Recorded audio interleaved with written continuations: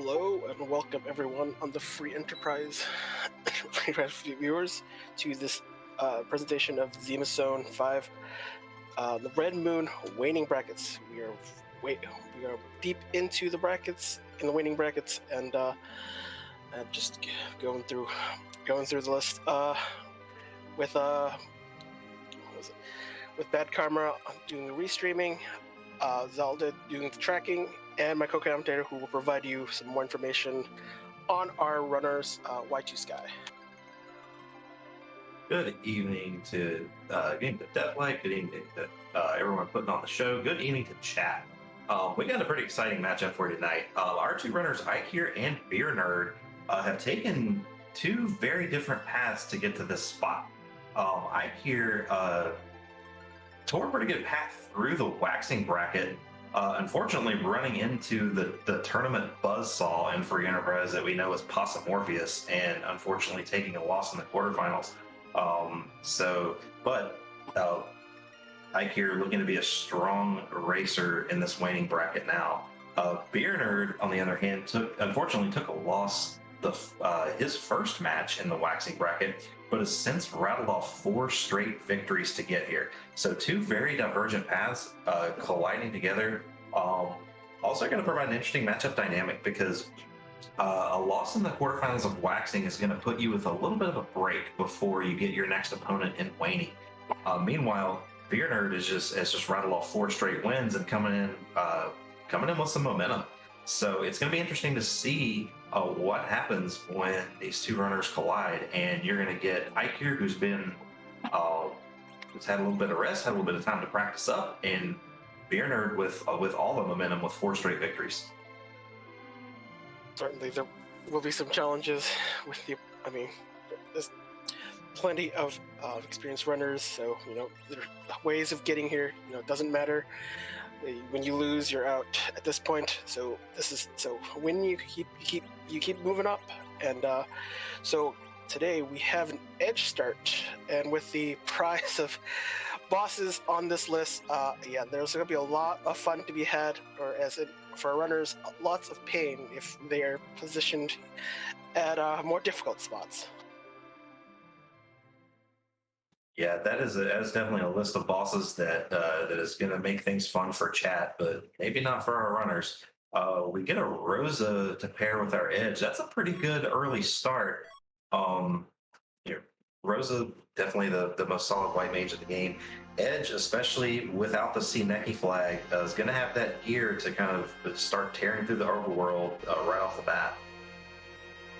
Yeah, Hook not being the start item, it's a Pinktail, so probably worth a gamble when the hook is picked up. Ideally, nice to have a rat tail, but hey, Pinktail, you're guaranteed some decent tiered item. Could still be junk, doesn't? But for now, still a lot of value there. Rosa with Edge should be, we can probably do some stress where you don't have to really worry about picking up characters until you have to. Yeah, see that right away. Both runners checking the Mist Cave. And we've got a CPU, one of our Red Moon bosses in the pool, but unfortunately not an objective tonight. That's the EU that is in a weak spot, not probably better off, as no one wants CPU, and it's those, there's some, you can shop for CPUs now. There's some new CPUs out there, but not those are the ones our runners are not looking for. So that's a plus.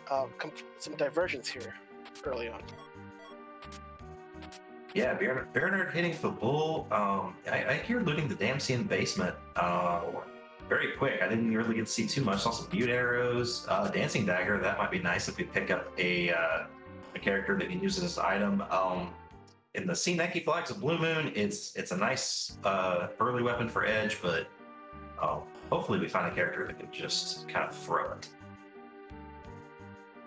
It's a free boss from Beernerd doing the football gauntlet early. Eykir just getting the hovercraft and finding a Sid. So not too shabby. At least the TKC not too hard to fight, but though will probably require Edge to do a lot of the work. And you'll see, for at least for well, like 10 minutes, Edge will be doing a lot of the work, carrying the team, trying to get things going. And he definitely got some help from the Dwarf Castle loot going up the stairs. That was a mute knife. That is one of the best weapons you can find for Edge, as a lot of our bosses have that mage weakness, including the Magus Sisters that are on the objective list. So Eykir's peeking what's on, but looks like dolls. So not interested, not required. Don't, especially when a boss doesn't give a key item. They're not really worth the time to do unless you're gonna be doing some looting. Sometimes some runners like to kill the boss and do a little bit of looting. In this case, probably not worthwhile.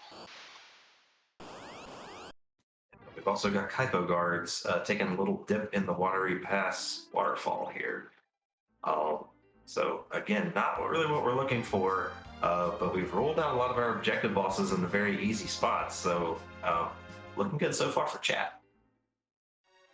But the guards, but those Kaipo guards need a shower from just it's easy access as they say, right? Easy access. Eykir both have decided to rendezvous at the Antlion cave, and with the Antlion being on the Earth, unfortunately, but not in its vanilla location. So that, I guess that's a plus. Yep. Looting Antlion also, and we got a peek at a dragon whip on Beernerd's side just before going down Antlion cave. And then Eykir finds some other goodies there. Headband, a couple black belts.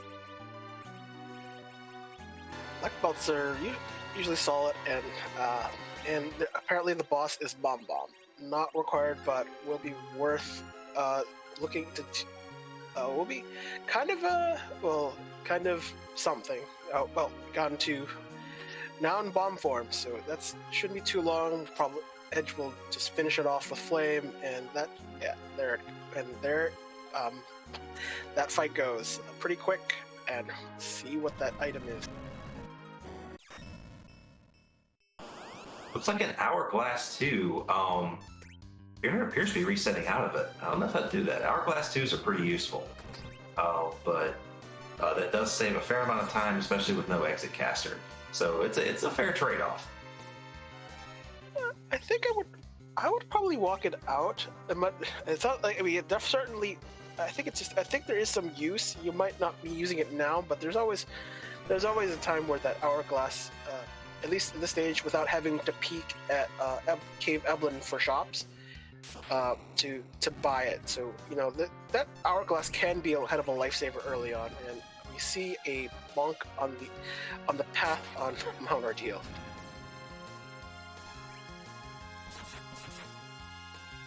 Yep, and over on Eykir's side, a little too quick with that first Lore Rage, but seems to be doing the trick for the second time. So when you're fighting a Bomb and you're a little too quick on the trigger after that transformation, you will inadvertently, instead of multi-target, you will only target one of the Grey Bombs. Yeah, it's kind of like targeting isn't ideal when there's like a multi-phase type of system. Hidden bosses and whatnot.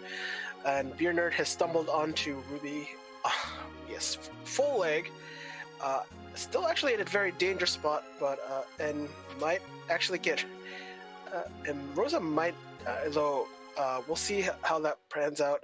Beernerd is going to try to mitigate some of that by slowing Ruby down. Hopefully, not getting an insta kill Claire, even with this spot. Yeah, taking on Ruby without a full party can be a dangerous proposition. That glare is going to hurt you no matter what spot you're at. So you got to be careful.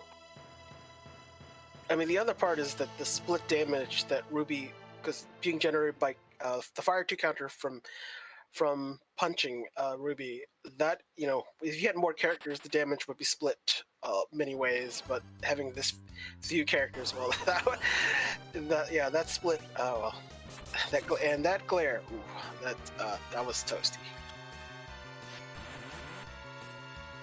Yeah, it looks like our edge is hanging in there though, and that's the most important thing is the DPS to get through it, and Beernerd looks to be through.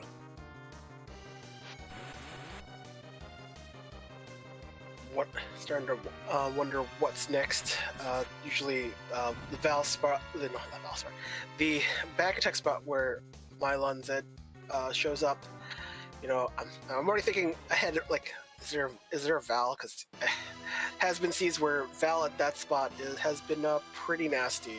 And no, it's simple Dark Imps, but they still punch. They do still punch, and now you might be wanting that hourglass from the Antlion.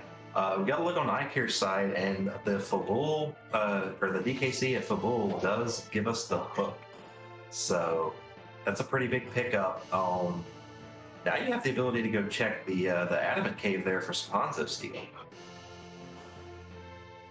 I think they'll probably be routed in towards the end after a lot of the kind of the major key item pickups. You know, Mount Ordeals, Fabul, Alien Cave, and Baron Inn. So it's one of those spots where if you don't get it early, you're probably going to just try to pick up whatever you can, do a few things, hope whatever you cobble up together as a party is good enough. Right now, we're still trying to put together a party, but probably a little bit deferred until like after Baron Inn is completed. Yep, Eykir seems to be going right for it. So we'll get a peek at this fun little pinktail prize right now. Is it going to be a white shirt? That's what you're asking. Ask yourself.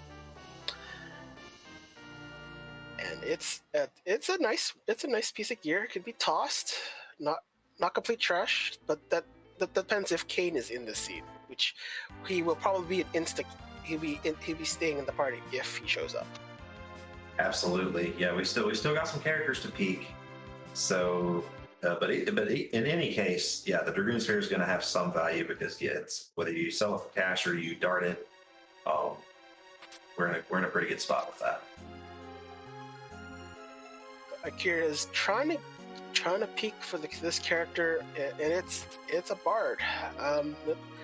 But looks like not interested. So I guess sometimes you're not that interested.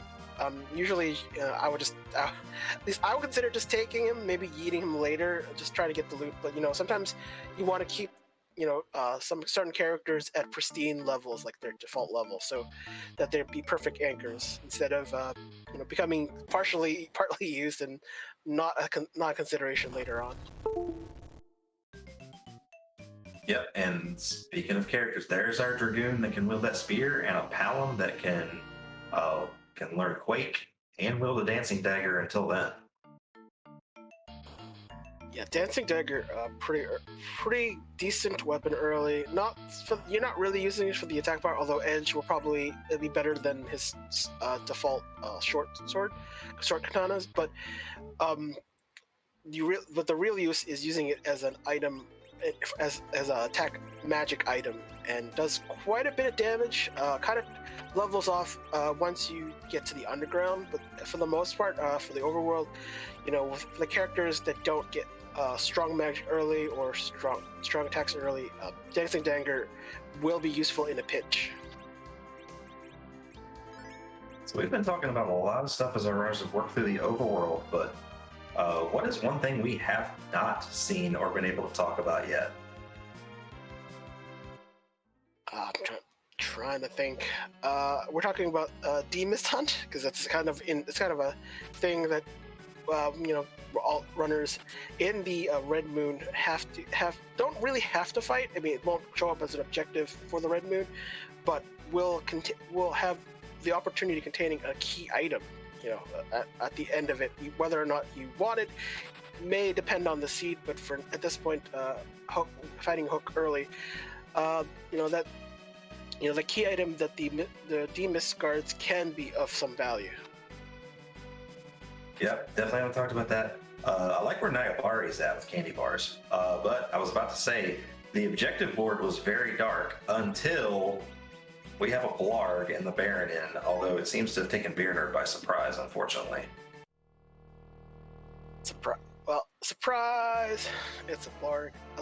And anytime you see Blarg, it's always a surprise to everyone until it's not. Sometimes some runners, change the battle speed, lower the battle speed just in case things like that happen.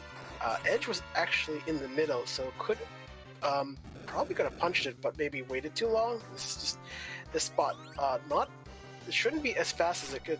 Probably should just punch it and call it a day instead of trying to. But we'll see. There is some XP, not too bad, but probably will be made up later. At least for now. Hoping the second one won't make it too difficult in some form of Mylon. Yep, but up until Beernerd cleared that wyvern, the objective board was very, very dark. And we've made a lot of checks so far on this overworld, and only one objective down. So that's increasing our odds. We're going to see this list of bosses in some fun spots. Eykir, of note, getting through that Rubicante a lot faster than Beernerd by virtue of an Ice Claw on Edge. So taking advantage of that elemental weakness. This tournament has really come down to has some really close races that have come down to little things like, okay, you could speed up a fight with an elemental weakness. You can leave off even like a third of a spot or something like that. That has decided races. So I always like seeing when runners are able to take advantage of the gear they have.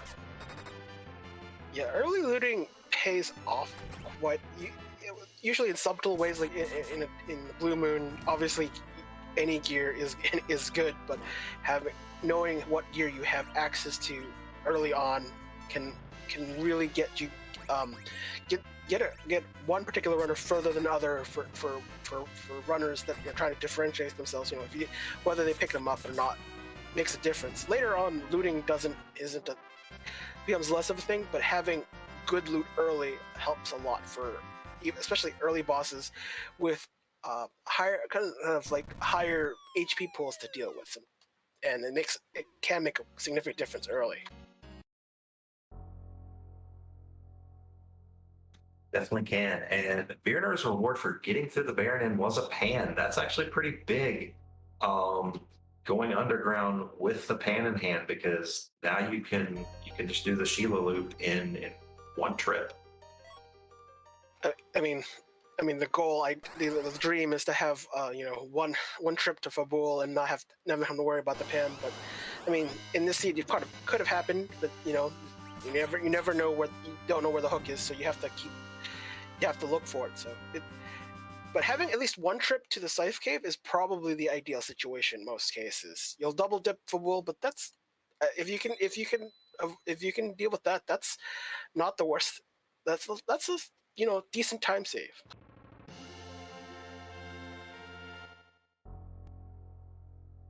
Yeah, and in a format like this where you're worried less about key items than you are about boss checks, the double Sylph Cave walk can just kind of be a dagger as far as your race result goes.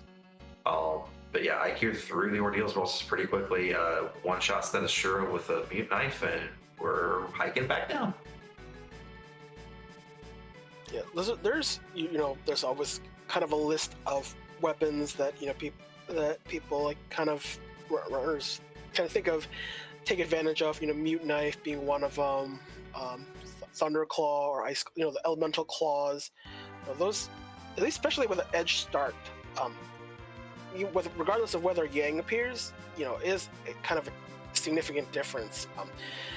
Edge can pretty much do a lot of damage, but also do a lot of elemental damage on top of that. So the combination, Edge is kind of a sneakily like a utility berserker on top of being like effectively the second strongest natural character with the strongest weapons, assuming Supersmith isn't around.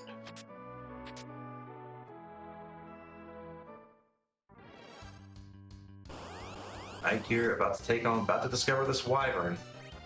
Let's see what happens here. And Eykir's able to get a melee swing off, so that could be time made up here. Meanwhile, Beernerd is equipping some things outside of Avalon Castle. We might see some trap chests taken for levels, maybe a little bit better loot. T-Pro, the Avalon Castle loot is not quite as good as it is T-Wildish, but XP is valuable no matter what flags you're playing on, and you could get some good stuff in here regardless. I mean, the real reason to do this is to get some decent edge weapons. Kane already has his ultimate weapon if once the pink tail's turned in. I don't remember if Beernerd did the trade in, but I think this is the goal here is to look for edge weapons. And once you find at least one decent one, a mute knife is like middle of the road, but you really want something like a Merzane or a ninja, and those are things that would be appealing. But Beernerd setting out probably not getting the intended target for that Cure 2. I guess is probably maybe not worth the time. Yeah, the Black Hat Lamia fight was not going very well for him. He's a little bit better equipped to deal with the Mad Ogres with that Mute Knife, and I think that might be what he's looking for here to start with. Yeah, the Black Hat Lamia combination is usually the hardest to take advantage of. Like when you have a Mute Knife, yeah, the Mad Ogre chest is the easiest chest to deal with. Secondarily to the Skull and Staleman chest, where you just flame and then you can do whatever you need to do on the Staleman. So yeah, usually you need a lot of raw power for Edge to just take on Black Cat. I think with the group of characters that we have in the seed is really Berserker. It's Berserker heavy, so that's what makes it a little bit difficult. Palom not really online yet. Doesn't have even virus, which is a pretty standard spell to be seen here. It's difficult to make the most of him when you literally doesn't have the level to do anything. Yeah, we see Beernerd now heading down the Avalon Cave. Maybe we'll see a quick item shop check for hourglasses. If we find hourglasses, we might make the trip back up to the castle. We'll see. No, just sirens and elixirs, but you definitely want to see the sirens. Sirens are useful about as soon as you get out of the underground, especially since both runners have that cane with Dragoon Spear. Yeah, I think like committing to just even buying a stack of sirens before going underground is usually a safe bet. I mean, safety, you probably want double, like a 2 dozen worth. Not even 2 dozen, more like 20. But whatever the number, getting a decent stack helps a lot. You don't want to come back here, as coming back to Avalon Cave is very much out of the way in terms of routing. When you come here, you have to do the hook route, but when you have to come back here for a second set of sirens, not ideal kind of circumstance to be in. Yeah, it's a little bit of a pain, but given how our party's set up now, the old adage, 30 sirens in a dream, not actually that bad of a plan with where our party's sitting. Maybe not 30 sirens because you don't have to get the kid all the way to nuke, but doing enough sirens to where Rosa's slinging Cure 3, maybe even Cure 4, and Yang is online, and Kane has got enough multipliers to make that Dragoon Spear actually useful. Yeah, that would be very tempting to me as a runner at this point. So this is an interesting decision between both Eykir and Beernerd.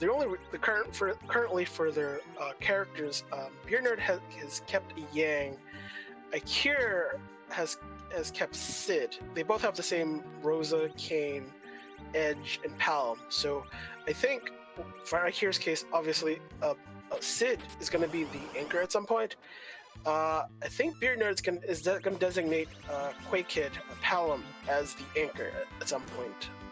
Right now, not having a good time with the Staleman without the Hourglass that was rejected a little bit earlier. Yeah, Palom definitely makes a good anchor, even if you get some levels on him. Especially if you manage to find a cursed ring, definitely a possibility for some swapping towards the end. So one strategy you can do if you end up having to get that Sid too many levels and you don't find any agility manip gear, you can definitely swap out for that Young later, and if he's at base levels, he will be agility 8, which is one of the Zeromus breakpoints. Beernerd was just having a little struggle. Sleep did not connect. Sleep, actually, one of the properties of sleep is that it kind of even if it hits, it depends on the level of the character casting it versus the level of the target. And Staleman, I don't know what their level is, but it's way higher than Palom's base level of 10.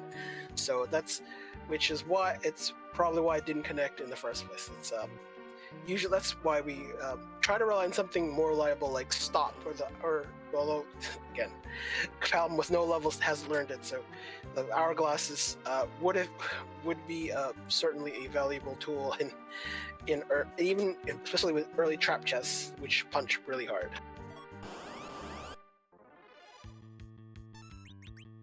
Meanwhile, Eykir has found the Staleman's skull.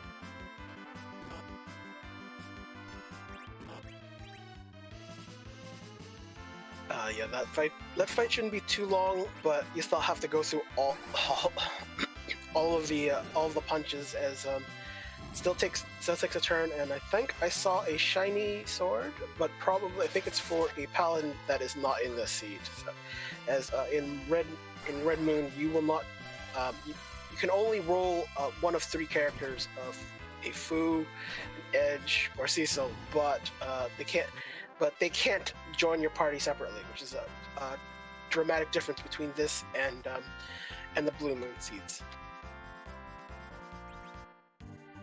Yep, Beernerd finding a ninja shirt, and I think, was that a Murasame I saw on Eykir's side? It's blur, and can you see it? I didn't. I missed it, and I think I see a sparkle, but at least it's not Blarg. The worst case scenario would be an Ogo. Maybe secondarily a D Lunar spot. It's hard to tell. And Beernerd has immediately found the trap treasure chest. Yeah, it should not have much trouble with Mad Ogre's Edge Speed Knife will cut right through them, because Mad Ogres, in addition to the giant category, they are also considered mages. I think Eykir stumbled onto the infamous inventory boss, so we'll try to dump any loot that is deemed worthless, but but picking up, I don't remember what was picked up, but certainly it was definitely worth picking up that item in the treasure. It's and also almost dumping the samurai. Like sometimes some runners pick up, but then also put it back in the chest only to pick it back up. It's one of those split second. Oh, I want this type of deal.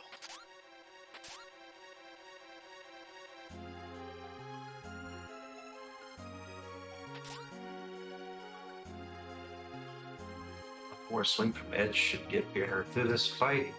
Looking forward to seeing what is in this chest. Because since he was not able to get through some of the Avalon Castle loot, Eykir's going to have a distinct advantage if I did read that correctly and it was a Murasame. Unfortunately, just cash armor. And I did see a Murasame. I can see it right now in Eykir's inventory. So yeah, Hanzo Steel. For Eykir's Edge, Beernerd still looking for his edge in weaponry. Yeah, in T-Pro, we're not, unless we're checking all the trap treasure chests, we'll probably not find a Murasame for a while. Usually, a lot of the early trap chests will be in Ebling Castle. Might occasionally find it in an early Zot check. So maybe we'll come to the underground path. Tower Bab will come back up, looking at alerts for some loot, but probably more outside of maybe the shop, the cockle shop. I probably won't find anything, and it won't find better than a ninja sword in shops. Probably be worth looking at once getting underground. So that's kind of the bind that Beernerd is in. Yeah, two Ninja Sword Edge is definitely serviceable in this D fight. Also, welcome viewers from Free Enterprise. We got a very nice Red Moon Waning matchup going here. Both runners trying to get their way underground right now. We know it is a Moon Sparkle. And speaking of knowing stuff, please do not spoil the results of the race that you just came from, lest you stir the ire of a swarm of angry newspapers. Yes, the newspapers at large. They come swiftly and quickly. Looks like Beernerd has found the first fight at the King Queen Evan spot. Not a threat. Dark Elf will tickle you. Won't really threaten you until maybe after the week cycle, and then goes back to the elemental triage of barrage of damage. So right now, we'll probably be taken care of pretty quickly. Eykir just reaching here, but at a much stronger position than Beernerd, even though Beernerd is ahead in terms of progression, but would arguably be behind in equipment. And I think over time, this lead might, this difference will kind of improve Eykir's time. Like he'll have a better time at a lot more of the bosses down this line. Yeah, absolutely. Beernerd, however, does get through that second Dark Elf phase. That would have been a concern because once Dark Elf turns into that Dragon Elf, there's definitely punching. And so now wisely going back to take a save before this Moon Sparkle. Free Ninja Sword for Eykir. That is right now, Eykir's edge is kitted out. I don't know if Beernerd picked that up. Might not have.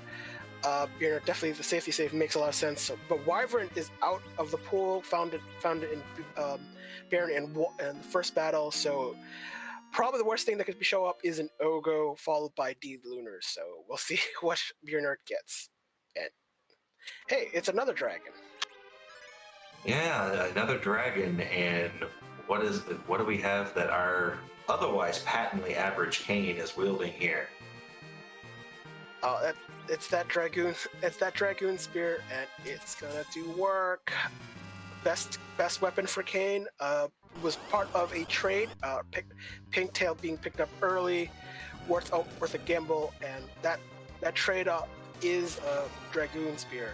Although I think did Beernerd pick that up? Doesn't look like it. And also, this is affecting Yang's output as Pale Dim is resistant to the, not even just resistant, absorbs the elementals, so for punching, he's resistant, so Yang will not be doing a lot of work, unfortunately. It looks like Edge will be the focus for Beernerd. Eykir will have a infinitely much better time at it. Yeah, Beernerd did pick that Dragoon Spear up. Kane should be currently building it. I think Beernerd changed it out at Avalon Castle, opting to jump with the Kane instead of Berserk though. Dueling dragons. See, that's almost not quite double dragon, but different shade of gray. One is a little brighter than the other, but they're still dragons. They're all over the place. And both are actual dragons, so that's the good part. You've seen enough dragons, not actual dragons, and dragons that are not dragons, like D-Mist, not a dragon. D-Machine is dragon, and trying to remember the other infamous not dragon. Bahamut, that's what it is. Bahamut. Yep, you are correct. So definitely something you have to kind of practice that and remember as you play Seeds if you're trying to learn this game. Not everything that looks like a dragon is a dragon. Meanwhile, Kane down on Beernerd's side. That's going to take away from some of that DPS, and this might be a spot where you see that gear advantage from Eykir start to kind of chip away at some of this lead and overtake Beernerd, potentially even going into Falcon % here. I think there's right now there's a difference in anchoring. Beernerd having a Pelham will slow quite a bit. black mages typically have the one of the slower growths of all the type. Well, the other types. I mean, Fu and Tela. They don't. Tela gains a little bit of agility, but black mages in terms of generic black mages, yeah, they're slower than average. So in terms of level gaining. Not level gain, in terms of agility, gaining agility. But Pale Dim taken down by Beernerd, and this is starting to be a quick seed. I mean, 30 minutes into the seed, and already hook route practically completed on Beernerd's side. Yeah, gonna be a pair of very impressive pinfall times for a seed like this early on here for our runners. Yes, Pale Dim have this, mostly known for the song of its people. Yeah, and I love slow, and it's a good sound. I just hate it. It's the least threatening spell used against you most of the time.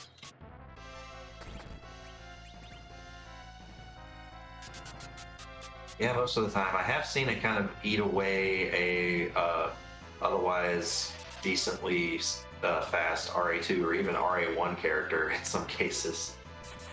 Yeah, I think Beernerd did take a peek, and that was a D-Mist on the other side. So that's a nope, not right now. Maybe, I mean, if desperate, maybe that might be the play. But right now, anytime you see a D-Mist, and especially that spot fairly tanky, probably not worth a go at this time. Maybe. Right now, currently in more of a darkness crystal hunt, just to get some more boss access. Right now that's what's going to be on our at least on Beernerd's mind, and soon after Eykir's mind. And it looked like a little bit of trouble on Eykir's side, maybe stemming from that edge being the anchor, but Kane putting in the work and takes down the Pale Dim. Yeah, having not the proper anchor in Eykir's side, making the boss harder than it normally would be. So it's something worth experimenting as you play free enterprise. You want to see the difference, how an anchor affects your battle, and typically you want a slow anchor most of the time, and that spot, the ruby spot, you definitely want a slow anchor more often than not. It will make your fights a bit easier, though probably in that party it might be a bit more difficult to kind of slot in the proper character for that purpose. Yep, and Beernerd's first check underground is the Fey March. So one of the distinct differences between Blue Moon and Red Moon is I don't believe Red Moon has the warp glitch on, so not going to see runners as fast to do Dwarf Castle, even though it's still 2 boss checks. Well, that was a free darkness, so crisis is averted. We have moon access that early. That's no worries there. Not quite yet, except some panic might show up. Sometimes when you see certain key items show up early, runners panic a little bit because, hey, my opponent also has access to the same thing. But this is a decent shop with the hourglasses, so that will definitely take care of certain types of grinds that might be presenting itself in the seed. Eykir working on the pan turn in here. The Sylphs are going to give us a Dragon Whip for somebody that is not in the seed.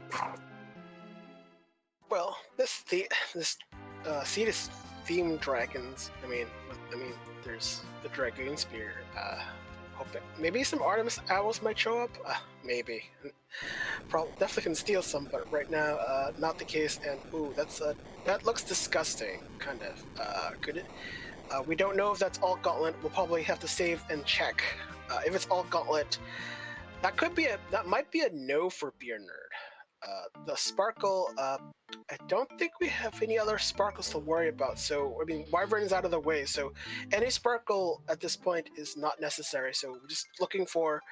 We're probably do a little more face checking and not worry about the sparkles. And Eykir is deciding, hey, Sid, had a nice time with you, but I need the other guy. Yeah, for Eykir, just based on his party, I wonder if this is the kind of well, Eykir did have a dwarf axe though, I thought, so interesting. We may be doing a kind of a pivot here to a Palom anchor, possibly. Probably has to. That's the kind of the progression. I don't know.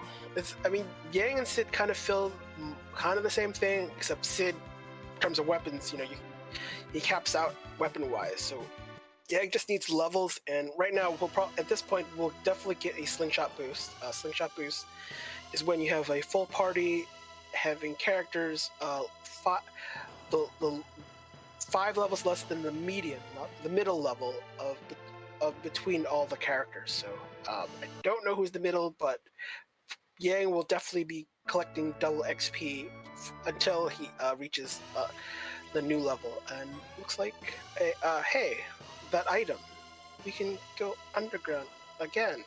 Hooray! Not bad, not bad. I like the take on it there, Death. Very, very well done. Beernerd, on the other hand, unfortunately was not the alt gauntlet, although it's, when do we say unfortunately, a water hag? But the water hag did reward Beernerd with the Baron Key. The Baron Key is particularly valuable in ZZ5 flag sets because it opens up 3 bosses. Yeah, that's the potential, and especially in a boss hunt, more bosses means more opportunity. But didn't check the other one. I don't think it was even a quick check to see what it was, even if it was like, the only boss that would be free that's a sparkle would be Plague, and that might be worth at least just peeking and then resetting out of it if that's not desirable. So well, I guess we'll figure out after all the other boss checks. But both have decided to do a grind right now. Yeah, I like this. You've got a Dragoon Sphere Cane. You've got the Sirens. Yeah, get the levels because that's going to give you a major boost in capability here. Looks like Palom's going to do the work on Beernerd's side, which is going to slow down that grind. This, just egg facts. Well, this particular spot, egg facts. The egg inside is a yellow dragon, has exactly 1800 HP. So that not particularly high, but at the levels our characters are at, kind of questionable. So I think trying to get to the appropriate level. I think in Eykir's case, Gang get some decent levels is the goal. Beernerd, not exactly sure, but nothing wrong with getting a small grind going to get some spells. Like a popular spell learned would be Image for Edge. I think it's a level 37, 38. Free blink is really important. Yeah, free blink helps. Honestly, with the equipment that our party has, there's 2 schools of thought. You can do a couple eggs, get Rosa to cure 3. That's good enough to take most of these underground spots, and then you can just kind of go hunting for 10 key items before you do the rest of it. Or you can do kind of more what Eykir's doing and take on a few more and kind of get Rosa up to cure 4. Definitely don't take the Palom all the way at this point with 3 capable berserkers, but Rosa to the cure 4, and then you start doing the Moon. You're probably going to be good for XP at that point. Yeah, Cure 4 is a pretty good safety net. A Cure 3 is minimum. That's not a really high level for Rosa. I think it's like 28. But Cure 4, I think, is like level 38 for Rosa. So it's a pretty compared to Porum, who is not in the seed, but having an earlier Cure 4 helps a lot. And oh, baby, that Heron robe looks pretty nice, but probably I don't think that might be on Beernerd's mind. It looks like black belts are for everyone who needs one. Yeah, definitely. Beernerd kind of trying to make up some of that gear deficit by shopping. We did see in the Fey March a few minutes ago that Beernerd did pick up a ninja sword from that shop. So it kind of making up some ground here in terms of the gear. Yeah, in Dwarf Castle, the bosses are a little bit stronger than usual. Well, particularly at least in the first spot, using the stats of the evil doll, the Calbrena. That doll brings nightmares and has actually pretty beefy stats for many bosses in that spot could particularly be overwhelming a bit early. The second spot usually not as threatening, having around 3,000 HP or so. But the first spot having decent punch and decent magic. So it looks like for Mylan version 1 is showing up with his dance party. Yeah, Mylon 1 can be a little punchy at times, but it's definitely not the worst thing to see in this spot.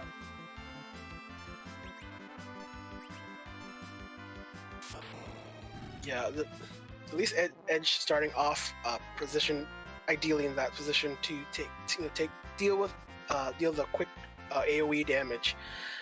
Zombies. Pretty much every undead is weak to fire, so that's the give me spell. And Edge has it as his base spell, and that's usually holds up pretty well for the most part. And even here with the split HP situation, it's has a lot of utility.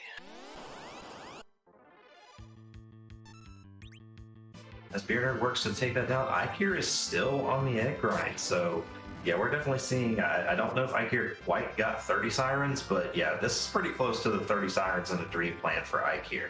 And I don't hate it in this spot, not at all. You're still on a T-Pro flag set. You are relying on Yang as one of your DPS folks. I'm on board with this plan from Eykir, honestly. Yeah, we gotta remember, Eykir has not peaked Fey March. Doesn't know that right now one of the bosses is free, and we don't even know what's in the other spot. So that's what makes it kind of tricky. If you've not peaked it, you don't know how many levels you need to deal with it, whether it's free or it's not. So, and we know Water Hag is generally considered as free in most situations. If you're under leveled and don't have any characters, that might change your position. But for the most part, if you don't know how difficult it is, over leveling can't hurt you. Oh, definitely not. And the Leviathan spot is one of those spots where I would call Water Hag free-ish. Yeah, that spot being punchy, Leviathan Leviathan not tuned to punch because it doesn't. So, but since it's a randomizer, put a different boss at that spot, and if it punches, it could be a long day for certain bosses. But since it's Water Hag, you'll just take your hits and then move on. And Beernerd gets through Dwarf Castle. Once again, we're finding sparse objective bosses here. So it's looking more and more like, okay, we got Baron Castle to check still, but that Moon is looking awful spicy with that boss list. Yeah, especially this part of the race, you only have taking down one of your required bosses. That means more nastier bosses to deal with, and if they're on the Moon, there'll be a field day. I just take a look at the list of bosses left. I mean, can you imagine a Kanazu on the Giant 1? That is a terrifying spot for many a runner. Yeah, there's a lot of not so nice things that could be awaiting our runners in those spots. Kanatsu Elements being one. Odin elements I'm not too worried about because I think we've got access to Thunder Claws. Evil Wall at some of these punchy spots, yeah. Meanwhile, yeah, our Dwarf 2, as we saw from Beernerd earlier, that's one of our non-dragons we were discussing. Or one of our non-dragon dragons. Yeah, Bahamut. Yeah, not some. You know, they don't want to classify as dragon, even though they look. They only have like a palette swap, and yet they're not. Bahamut, not a dragon. Wyvern is dragon. Mysteries.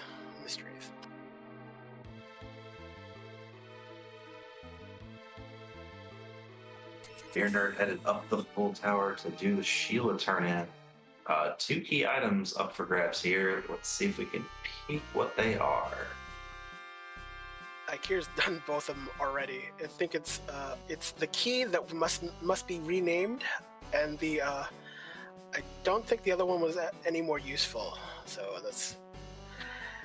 it's something. But Beernerd decided not interested. Just pick it up.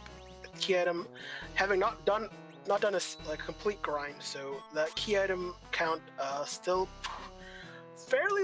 It's like what, a little more than halfway done. So it's not quite in a good position quite yet on the key item front. So if Beernerd is waiting for key items, it might have to be on the moon at this point.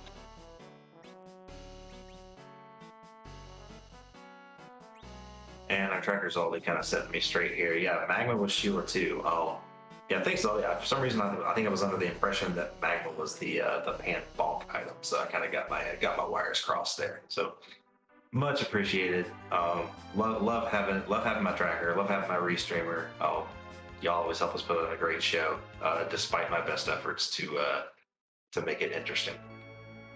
Can't remember everything in the seed. It happens to the best of us. You're not doing having a lot more shopping in the Baron Inn. Not sure finding anything of note. Eykir might be the man of the people looking for job dwarf and finding out, hey, he's a sanitary engineer. How quaint.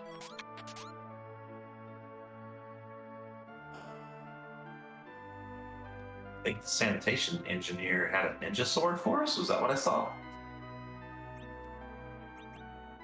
I'm not sure. Eykir, I'm not sure what Eykir is looking for. Probably more, I would argue, the better equipped overall. But probably having buying another sorcerer, get another sorcerer. I guess we're kind of swapping around shirts just because we can. Beernerd finding hey, that Antlion did not make its natural moon trip because it's a thing. Yep, here it is in Dwarf Castle. Eykir has a fully leveled party, maybe looking for a curse ring. Yeah, I think definitely certainly worth looking for, given that usually not having a Tella, to anchor, and that can throw some runners off. Sid usually can substitute in a pinch, just as long as you don't level him too much. Maybe let him take 4 snaps. It's they're both quite up there in age, although Sid would disagree with us. And we have found, hey, that guy, he's taken over the throne. Yeah, that's our second objective boss of the night. Almost 50 minutes in, and we're only getting our second objective boss. Definitely one we want to see here, and not on that move though. Baigan is triple punchy. Oh, yeah. So finding him here is a boon to the runners for sure. Yeah, having 3 complete kind of independent parts that punch. It's kind of like the dark infant, except I think the right arm is in the back row. So but still very aggressive, very punchy. Can be really difficult to deal with in other spots where, especially when you don't have if Palom wasn't around or Quake wasn't available, Baigan becomes a huge challenge. Yep, definitely. And we have Eykir hanging out at the Ritz-Carlton for one night. Then probably going to go take on that water hag that's down there. Yeah, Beernerd, figuring out what is in the barren pot. Could it be of any value? And it's a slideshow, so we don't know what it is, but we'll figure it out soon enough. But it's probably not something immediately necessary, but we'll check definitely the Odin spot to peek what the boss is and hope to defeat it. Yeah, Baron based on a good check at this point because we just have not seen that many objective bosses. So, yeah. But in any case, I kind of went back to Eykir's party comp here. Yeah, it could be shot for a curse ring. Another thing I thought of could be planning to go back for that Sid at the end of the game, which may have been the reason for the swap out here. Just take the fully leveled party, get through most of the stuff until you really, really need that anchor. Then take the Dwarf Axe Sid. It kind of hedges your bets and prevents you from having to kind of do that, do kind of the napping maintenance on your agility anchor, which for Sid that can be tough to do. Sid has a high HP pool, so it'd be tough to punch down here. But yeah, Eykir not gonna have as much trouble with this water hag with the fully leveled party, despite the punchiness. Easily gets through, and Eykir is gonna find that Baron key. Probably we'll check out the next spot after this. I'm not sure of the safety save. I mean, it's water hag, so probably not too bad, but I get maybe a safety save. It would, Palom typically, in terms of the mid game, not that strong. Like, I mean, yeah, you get early Quake, and that holds up for a little bit, but that's a gap between that and Quake and Nuke, and that's like that's a large gap of levels to take care of. Quake level 23, Nuke for Palom is at level 52, so that's 30 levels, almost 30 levels worth of kind of doing nothing in between. You do learn the level 3 elementals around 35-ish for most of them, so that's when you look at Palom that way, probably the first to go to be swapped out for Sid as an anchor if worse comes to worse. Yeah, if you've got a mostly Zerker party, we're definitely not set up for a Reflect party here. So yeah, that would be your swap. I think Eykir's trying to avoid it though. We had a peek in the armor shop, a peek in the little cluster of treasure chests there. Eykir is in full search mode for a cursed ring, definitely as he's kind of progressing towards through this scene. So yeah, I think Sid may be the backup plan, but I think cursed ring is plan A here. I think the only other character left in the seed is Edward. So, but I think both the runners have peaked that cave. So if we're in dire need to swap an anchor, Edward would be the guy. Spoon has not come to either a runner, so kind of very difficult to justify, especially at this point, a late Edward. I'm not thinking. Would it still be a time to keep an Edward? Right now at this point. I don't think so. I think, especially in Eykir's case, who has done the grinding and probably will keep the Yang. Yeah. Eykir was way too deep into a grind. Beernerd, you could probably justify it if you make it to 10 key items before you start cracking eggs. But yeah, Eykir's party is set. It's just a matter of does he keep the Palom as a 5th and find a curse ring, or will he be forced to swap for that Sid? I prefer keeping Palom, whether or not you get a curse ring if you get him to nuke. But there's curse ring usually kind of does a lot to determine who sticks around or not. So it's one of those things where sometimes you want to do a little more looting or a little more shopping just to find it, because I don't even remember what tier it is, but I think it's just at least tier 4. It's not gated too, so that's typically not gated. So not usually reasonable to find, but some scenes you get all the curse rings, and other scenes you're praying for one.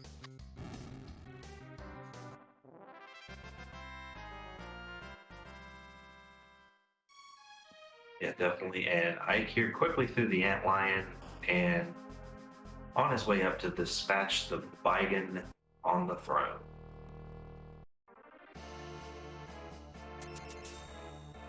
But yeah, as you're going through scenes like this, especially since you're approaching the hour mark, one of the things that can easily trip a runner up and just tack on too much time towards the end is just, you kind of have this vision of in your mind of what the optimal party for this seed looks like, and rather than saying, okay, I have what I need to defeat Zeromus, I know my options based on what I find to beat Zeromus, I'm not going to worry about finding other gear, I'm just going to play the seed and I have my plan. Versus you're doing the extra shop checks, you're doing the extra looting, and that takes on time. So an important important progression for me for someone to make as a runner is to recognize when you're at that spot and say, hey, this is good enough, this is winnable, I just need to go. And it's interesting to watch Eykir kind of teeter on that fence of this, because there's arguments to be made for either line of play here, to just keep looting and shopping, or to I'm okay, I've got to go fast. I think the tipping point, the kind of the problem in the seed, like in the Red Moon seed, you have to consider like something like say the back row glitch. So it's not enabled, and that kind of puts generally the berserkers at a disadvantage. You can't kind of load up as optimally, because right now the Eykir situation is Kayn is his anchor, and that's not the position Kayn really needs to be in. Kayn does grow agility, not quite edge level, quite the speed of edge, but still pretty high and pretty fast. So it becomes a difficult kind of a juggling act, trying to figure out who best is put in the position to succeed. And I guess we will find out. Oh wait, it's this thing. Oh no. Yeah, so that's a nope rope in the barren basement. This is not required. Eykir seems to be taking it on though at this point. I think the key item that the biggest key item left on table would be the Earth Crystal. There are still plenty of other objectives that have gate bosses like Twin Harp, Luca Key, and Tower Key.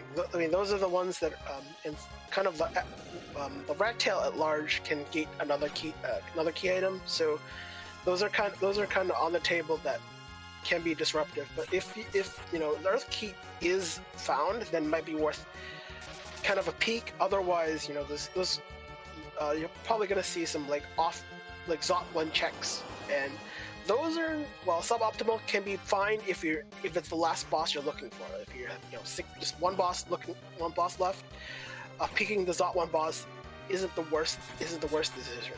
It just makes but having more options on the day, more key items, helps a lot with your decision making of where next to find your bosses. Yeah, and we're in a particularly interesting situation here where compared to other seeds in this format, we're pretty objective starved here at this point, and our options for finding our way through the seed are dwindling fast. You really don't want to go full clear the moon, but this is starting to shape up like one of those seeds where you may just have to do that. We're not anywhere near close to being able to just go face check. So, Eykir's taking this over Pokemon. You're hoping for a pass. You're hoping to get some of those other gating key items up, but let's see what happens here. No, it's just a rune axe. Oof. That feels like a reset, not a walk of shame that you want to do. But I guess we'll do the walk of shame. Rune axe still the only boss that Azure. I think we found Azure early. I don't remember. I think, but the Mega Sisters are still at large, so that rune axe might actually pay off down the when that fight comes. So Mute Knife will still do work, but having Kayn helping out is always a nice thing. So you might from the from the boss situation, you're currently, there's only 2 bosses done. You're looking for like, do you really want to do giant outright before even doing the LST? That might have to be a thing to be done.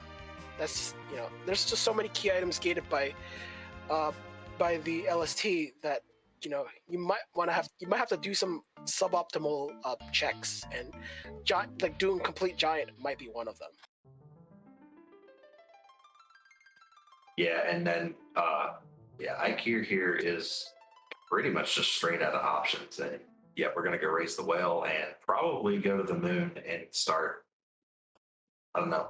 Honestly, at this point, I'd almost just start clearing. You really want the pass so you don't have to go walk back down the LST. You really want to find some more key item options. Yeah, this is going to be pretty unique as far as in-game play here for Zemus Zone 5. Yeah, I look forward to doing a full LST clear because I just like clearing the LST if I don't even have to, outside of when Josh just say, hey, so you only need 1 key item or 1 boss, then LST dive doesn't look so bad. But doing this full LST dive, not appealing. But Eykir definitely has the levels for it, so that's not a problem. And probably I guess probably did some quick math. Like, I've only done this many bosses. What are the chances I will need to kill all the things? And this is this happens to be one of those seeds. So full clear, probably you gotta have at least 2 or 3 bosses, and then pick up a few key items gating like the Earth Crystal. Those start looking very appealing. So you're doing it now for not just the bosses, for the key items gating those other bosses, and that becomes the chore.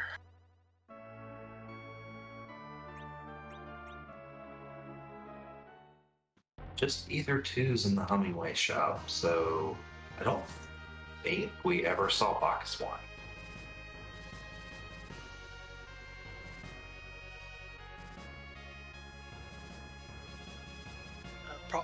Popular peak at Cave Value, Cave Bahamut,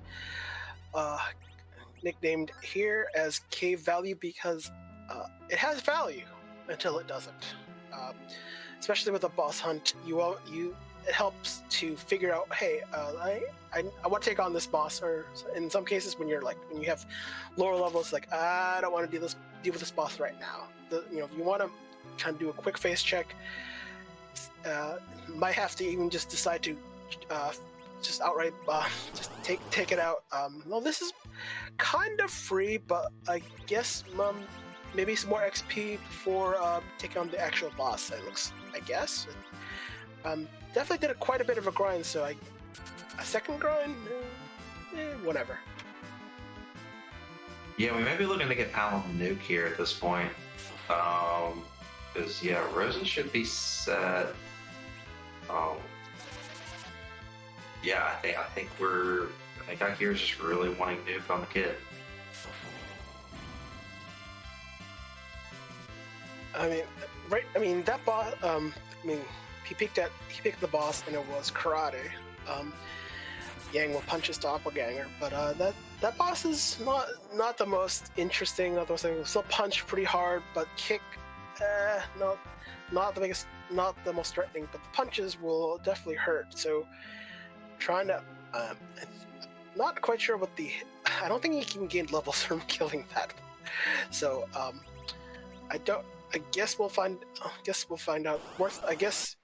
And hoping maybe that the key item that comes from this boss is worthwhile. Yeah, this is going to be a little rough. No agility anchor, and that karate is going to punch hard. Yeah, the one-shot palm. Yeah, the kick's not the biggest threat; it's the punches. And that's the real threat, and not as easy when you do not have the character that will wake up instantly. So this is not, in this case, effectively not as free as it would have been. Yeah, definitely not. This one is quite the challenge here, and also you've got to spend 3 of Rosa's turns circling up your party because we do not have Bacchus wines. Yeah, there's a small chance, I think there's a 10% chance that the items won't show up in the seed, and there's only few tier 5 items. 2 of them can be found at the Cave Avalon shop.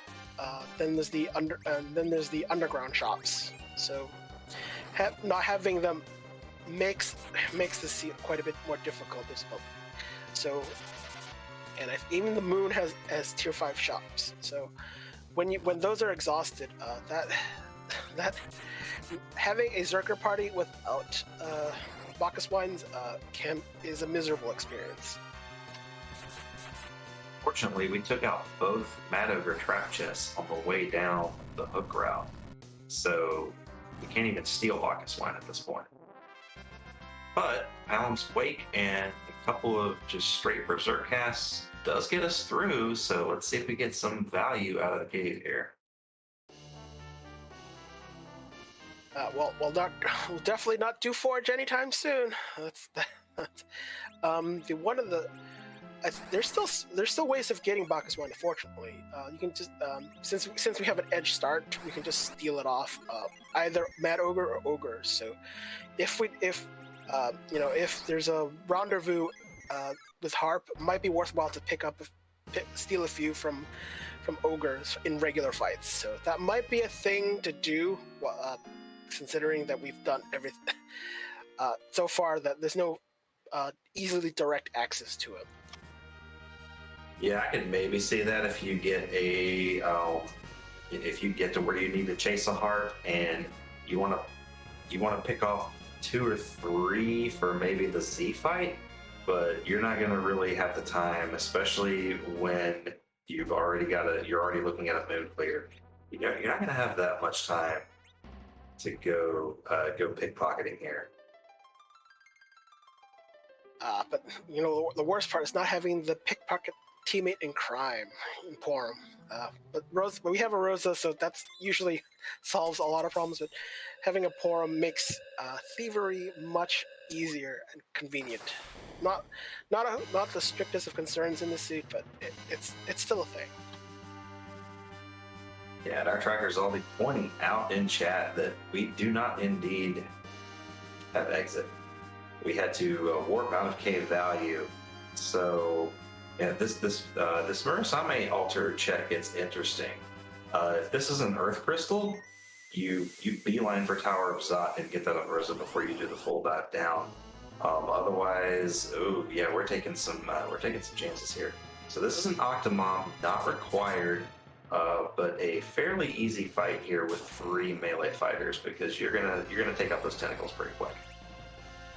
Yeah, first 3 hits take out a tentacle, and then subsequent every 2 hits will reduce Octomam's speed quite a bit. Although it only takes the first 3 hits are the most important ones, as once the 3 hits happen, Octomammoth becomes really slow, and if for any reason you've casted slow on applied any sort of slow on Octomam, that also compounds the speed loss. So Octomam usually, it's kind of terrifying early, but once you cut off an arm, is very, very tame.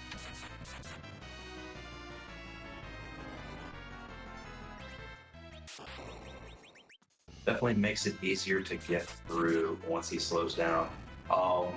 I do have to say, our restreamer Bad Karma has rolled us a masterpiece tonight. Look at where we're at here. Think about it. Look at this. No pass. 2 out of 7. We're virtually forced to clear non-required moon bosses. Like, this is... I haven't seen a seed like this in all of Zemus Zone 5. This is fantastic. Like, you're warping back, so we got a tower key. That's... I don't like chasing it, but I also don't like diving this without exit either. This is tough. Let's see what we get here. Yeah, I like this. Eykir's just staying here. I'm the tower key. No. There will be a walk of shame going out. That's a sure bet. I would actually consider just just warping out of this chamber. Do whatever's on the tower. Like you have two key items as a consequence of doing the tower objective, and you would still be on Earth, and hope to get the Earth crystal so Rosa can make your life much better. But these are choices. So the dive is effectively required, but that missing exit source is making the decision very difficult to make. And in Eykir's case, I totally understand this decision just as much as completely, ditching everything and try and hope the tower key leads to something. Especially in Earth Crystal at this point, starting to look really tempting given the circumstances. Oh yeah, if Earth Crystal was it was in Value Cave or the Murrah spot, then we're beelining Tower Zot. Interesting wrinkle with the tower key. That's actually 3 key item checks in that tower, if I'm not mistaken. Did we see a D-Mist at the top of the tower? Yes, I remember now. It's like, oh yeah, there's something nasty at the tower. It's D-Mist. So that's 3 key items. That's a lot of key items to go for. So understandably, you're here, you might as well continue. But there's always, hey, boss that we totally need. Yeah, that's got to make Eykir feel a little better to see a required boss down here. It's doing the darting, but yeah, it's just as I was thinking about the D-Mist fight. Eykir's been doing a lot of looting. He's got a lot of things to throw. I may have chased that D-Mist and waited till I had exit or a pass to come down here, or maybe even been close enough to just get the crystal and walk to see. But can't fault him for this because now we got an evil wall here. And double the value if we now hit Earth Crystal or the pass. Sometimes early in the season, some runners look for exits, just buying one or a couple, just in case when Rosa doesn't ever, you have a Rosa and don't ever get exit. These are the moments where a small optimization finding exit as an item in a shop would be like a lifesaver. And oftentimes, you're usually set in the knowledge, I'll have some form of exit, no worries. And this is one of those scenes that will remind you, maybe I should look for these things more often. Yeah, I definitely don't think either of our runners found exits. I know there's a fair amount of shopping done across the board. Just a Zeus Gauntlet from that evil wall though, so a little bit more attack power, but just an objective light there for us. Not a gating key item, but that's fine. So now we know the moon is not haunted though. It's hard, really unlikely the moon is not. Very unlikely it is haunted. It's just usually depends on like how many bosses you've gotten up to the point, and it's between moons. It's hard to imagine bosses doing a lot of the blocking. I think D-Mist typically, and only for Red Moon, it kind of affects what key item D-Mist gets you. But this is very free, so wonderful free fight. Yeah, definitely what you want to see in this ribbon room here at this point. We've got coffins. This is going to be very quick. Although probably not in need of key items compared to Beernerd. Still hoping we'll figure that situation out. But Eykir has done most of the grinding, so the XP in this room usually is supreme. So, and has reached nuke status for his Quake Kid. So Artie Bow and a Rat Tails. Rat Tails is another turn-in we can do. But yeah. Really want to find that Earth Crystal or the pass here though. Or just any sort of key item. It's right now, so far we're really outside of the tower key, we're devoid of any boss gating key item, and that can be a little bit worrisome. It's like, is it going to be on some really long chain? Because potentially really can happen that way, as the possibility behind it, the possibility that will happen, it's low chance. But then again, if the seed is rolled, it has to produce something, and those key items can get one another and be it's a big rabbit hole that you'll have to deep dive down. Got a Leviathan at the Ogo spot. So yeah, Ogo was yeah. Hey, I want to go sit in the Beernerd basement for a little bit. So yeah, you fit right in this spot. Just come chill out here for me. This is the Ice 2 is the scariest part of this fight. Have the spot having quite a bit of magic. Ogo spot doesn't need of it, but hey, one-shotting Quake Kid, the new kid now, yeah, that hurts. So yeah, can't leave Leviathan alone. So yeah, at least the Berserkers will have the HP to survive it. Yeah, our Punch Mage packing the Thunderclaw there, that's going to make short work of this. But yeah, we're fast running out of spots to find these other rude bosses that we have yet to light up. It's getting a little bit more exciting. We could see one of these rude bosses at the Element spot. We could see a punchy Kainato at the Crystal Sword Altar. Punchy Odin at the Crystal Sword Altar. We got a lot of possibilities here still. Yeah, definitely bosses on the table. I mean, well, Golbez anywhere is just a slog. Like, I mean, there could be, having it, let's say at the Super Cannon room, well, generally easy. But if our man is there, he's gonna make it much slower. And yeah, weapon, we're probably gonna toss. In Eykir's case, doesn't care for. Yeah, we've done enough looting. We don't need to spend the time walking that back. So yeah, now Eykir gonna finish the full clear here, get the Crystal Sword Altar, and yeah, we'll see what we have left. At this point, we might just have that tower key. Rat Tail could become something. Rat Tail could also just become the spoon. I mean, theoretically, we could have a chain of horrific events, like Tower Key into Earth Crystal, into Harp, into Luca, something like that. That is a possibility because it can. That's kind of a frightening idea, given that we still have not fought. We only found one boss on the moon, and we still interfered with the Val. That's wonderful.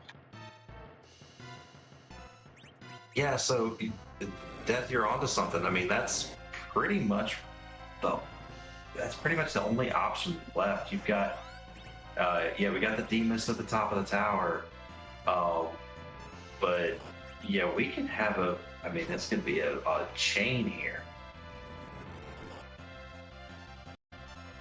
Yeah, and there could be some boss chains on top of that. So there is no never-ending path of fun stuff for our runners. So Val at this spot super vulnerable, and I mean Kain is the safety valve, but Val at this spot very nukeable. So it's good. It's a good time for the nuke kid to rock Val with a nuke.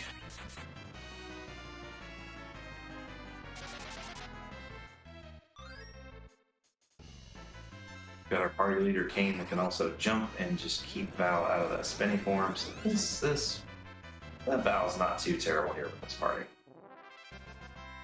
I think pretty much Eykir is very much ready for Z. The levels, I mean, I already have all the spells necessary, so pretty much doesn't care about the anchor. The anchoring issue isn't going to show up as a problem. Hey, this thing. Not quite. It's not quite. It's so strange. Earth Crystal, picking up the Earth Crystal here, but well, this is going to be a walk of shame. I'm not going to even bother with Warp. Let's just walk it out. Yeah, this means our only source of exit was behind the Crystal Sword Altar. How do you like that? Unless there's exit items sitting around somewhere. So, I mean, of the choices that we have, do we want to say turn in the rat tail, do the earth crystal, do the tower key, and Demus? Like, there's just too many options, and there's still many, and there's only half the boss is done. That less than half the boss is done. So that's like, that is not. This is random decision making time, and hey, we all still have the giant to look into. Yeah, it's an interesting spot to be in. So we know what the top of the tower is.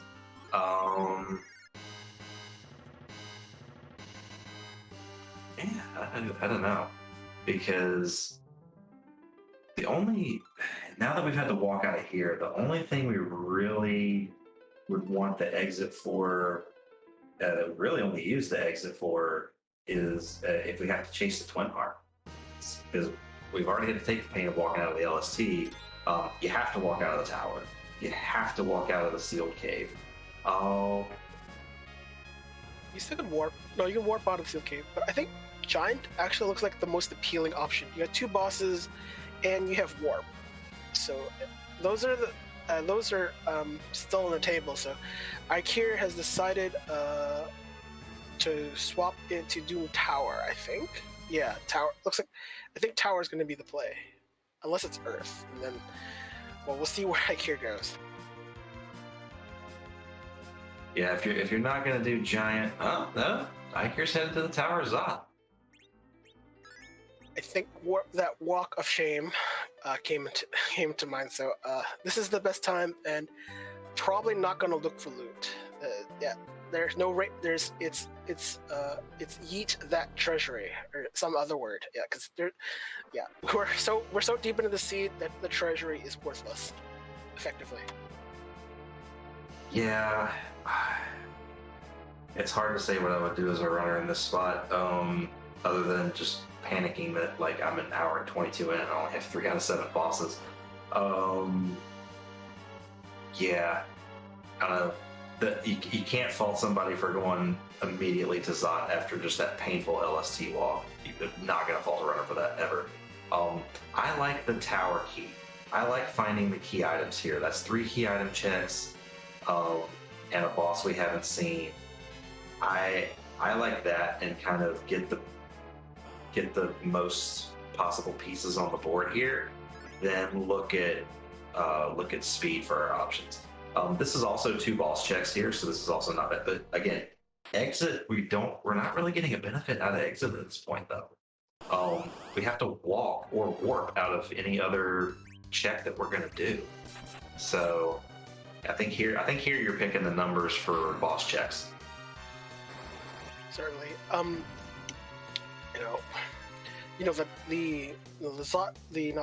The Babel check without the tower key was on the table for a while. No, and obviously the tower key might gain something important, but that was always available. So it's it's interesting. Like, would a decision to have done Tower of Babel without having the tower key been worth it?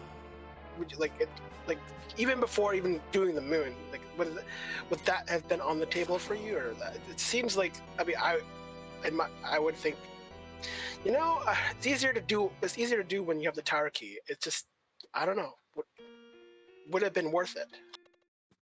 Yeah, I'm the wrong runner to ask that question. I'm pretty much team never keyless tower. The Demus would be tempting, but yeah, I'm generally team never keyless tower unless something about the seed is just screaming for me to do it. Like, okay, objectives up here, or hey, I've checked a lot of other things and I don't have many options, and keyless tower is something I can check before I go back to the overworld. Yeah. Unfortunately for bosses, this is the double womp. So if the only reprieve is getting exit, I guess that's and wait, we still need to know what the key item is, but right now this Zot check is looking pretty bad otherwise. Yeah, to answer Fiery Blizzard's question, yeah, the chat's also answering. The giant has not been checked yet, at least from what we can see. Eykir has not checked it yet. Yeah, I mean that would be my first check, given that it's on. You're gonna go down to the Earth. You might as well get the giant done, so you never have to do it again.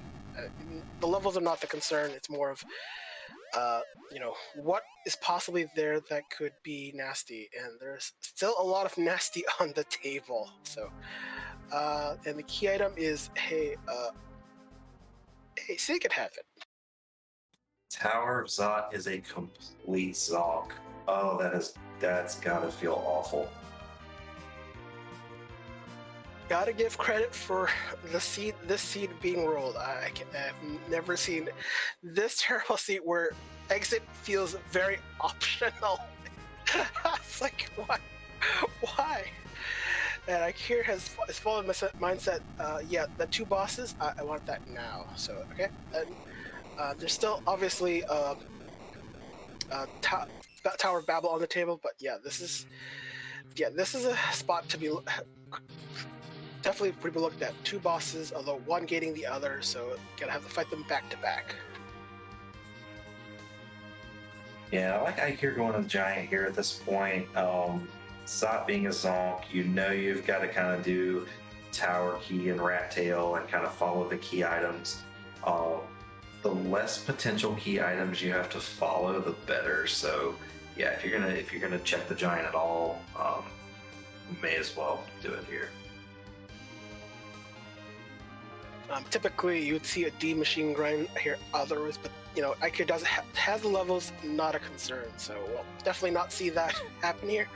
But it's always it's a popular grind in some seeds, but having darkness in the Fey March would have practically prevented it, and definitely no Tella. So that was pretty much a non-starter for a possible grind.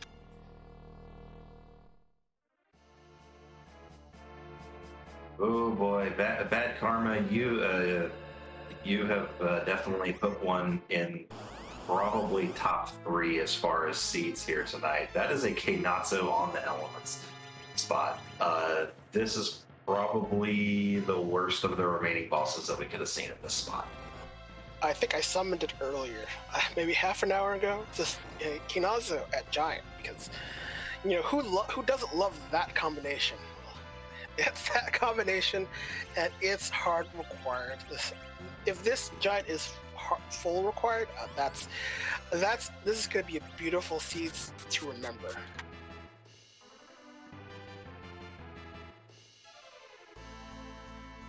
I definitely haven't seen all of the races in this tournament, but yeah, this one is like the all-season awards right here. Yeah, so the trick of this particular battle, so when Kenatsu is in wave, he's weak to lightning. And you want to do that, mitigate that, because a wave is an HP base of the caster, so it's the caster's HP divided by 20. So 5% of the HP is dealt as damage to the enemy. And with the spot being max HP, which is a thing, at least for free enterprise, is going to be set at 65,000 HP. So that means that 5%, that is over 2,000 HP, and that hurts. With this party, probably will survive it, but you have to consider that weaker parties would not immediately stand. It's basically an immediate reset for many a party at times. Eykir is extremely well equipped to deal with this, though. As rude a spot as this is actually a very good setup. Hallam has Nuke. Yang has both an Ice and a Thunder Claw, so no matter which phase that Kenatsu is in, Yang is going to hit the elemental weakness. So very well played by Eykir here, very well set up, and we're timing the Thor Rage very well. This isn't a problem for Eykir at this point. Yeah, but with the level of grinding plus the weapons that Yang has, that makes short work for Kenatsu. Edge probably not contributing as much. Like if there were claw sharing, that would make Edge a lot more powerful. But that's fine. Nuke is always a nice bonus to anything, and yeah, that shell won't hide that turtle for long. Though if it gets a chance to heal, it will heal a lot.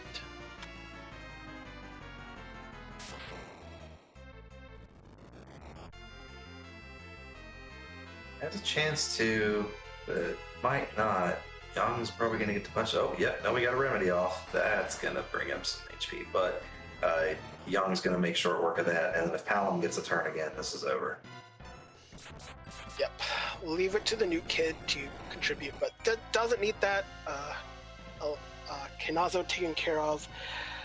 Yep, strongest turtle in FF4 in FF history. Let's just say that strongest turtle ever.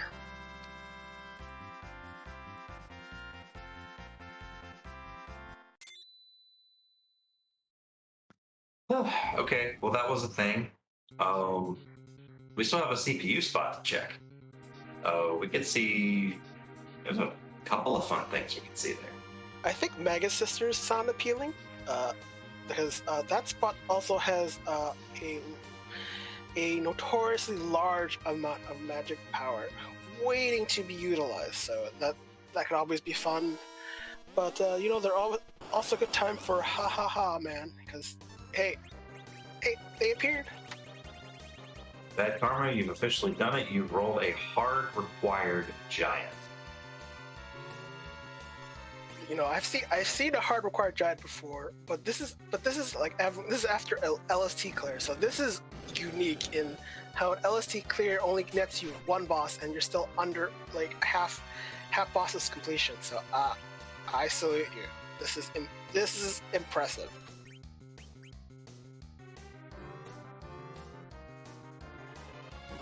Definitely one of the classics. Came not so into Magus Sisters.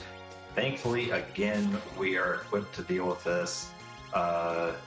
Edge has a mute knife somewhere in the bag. Hopefully we didn't sell it or dart it.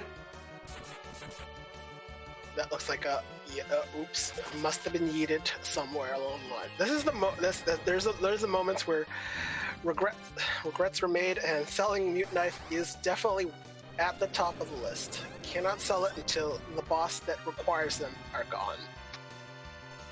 Yeah, Zaldi is right. Eykir walked that rune axe out, but not gonna use it, not gonna need it. We're through. Oh well. It was. I mean, yeah, as long as Palom's alive, you got Quake or Meteor. That either is fine. So, Quake being probably more efficient more of the time.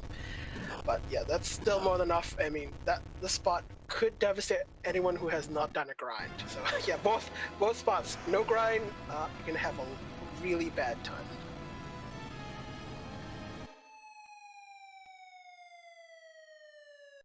Yeah, it's well done by Eykir to get through that though, and to set up for it very well. So, and still only at 133 after all that. So, yeah, Eykir running a very good race here. Now we've got an interesting decision to make. Obviously won't turn in that rat tail just for some more information, but we're at 5 out of 7 now. We still have no pass. We've got one unknown boss and a D-mist in the tower. Tower key play is probably the strongest play left on the table. I mean, there's nothing to route into anything else at the moment. So that is kind of like the only play. And hey, that pass you were talking about, yay, hooray! Yeah, that's good for Eykir here because pass means we don't have to go back to the LST, and there's no hard decision here. You just have the tower. Yeah, I mean that's a good thing, but that also means that for Beernerd, we'll try to do our best to get him back, get him back on I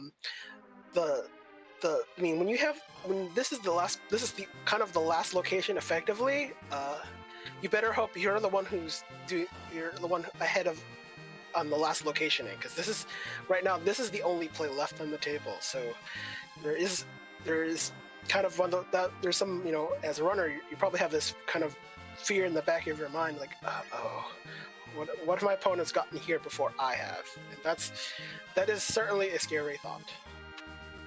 Yeah, not a lot of options here though.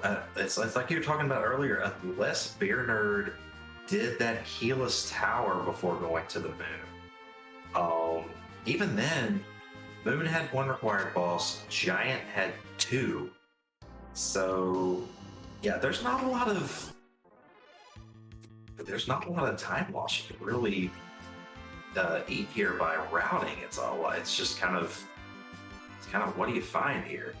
There could be an argument made if the Demus turns into, like Chat's saying, Demus turns into Harp and Luca, and you did the keyless tower, you could maybe avoid the dive to the LST altogether because Evil Wall is the boss you don't take.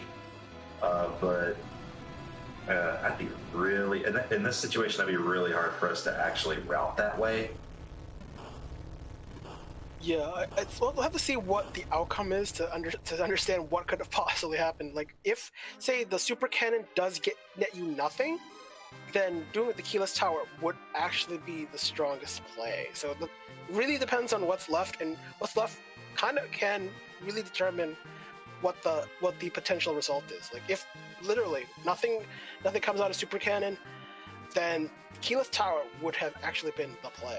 That's kind of one of those like logical deduction when all is said and done, and it's difficult to kind of fathom that happening at this very moment. Answer Ultros in chat. Yeah, the tower key boss was the D Lunars, so not a required boss. But this is going to be a bonus round for Eykir. Yes, popular name. Bonus round for, I guess, the extra key item. There's always this is a reminder. Red Moon. They're demist net gates a key item. You to pick up the key item. You have to go to Mist and talk to Radia's mom. That's still laying on the ground as we speak. So, but this spot will also gate a key item. So we'll have to see what this gates. Yep, and there's our Luca key. To answer another question from Duke Darkwood, yes, D-Lunars are dragons. They do count. So Kane's Dragoon Spear will do extra damage to them. The D-Mist we just fought here is not. D-Mist is our second non-dragon dragon, as I've already called it tonight. Bahamut being our other one. So from a routing standpoint, probably we'll just go immediately to Luca instead of peeking. What the result of D-Mist is most likely. Probably want to worth finishing off everything in the underground. Although I forget, was the second spot on Fey March even peaked? I don't even remember if that spot was even fought. I think Eykir completely skipped that altogether.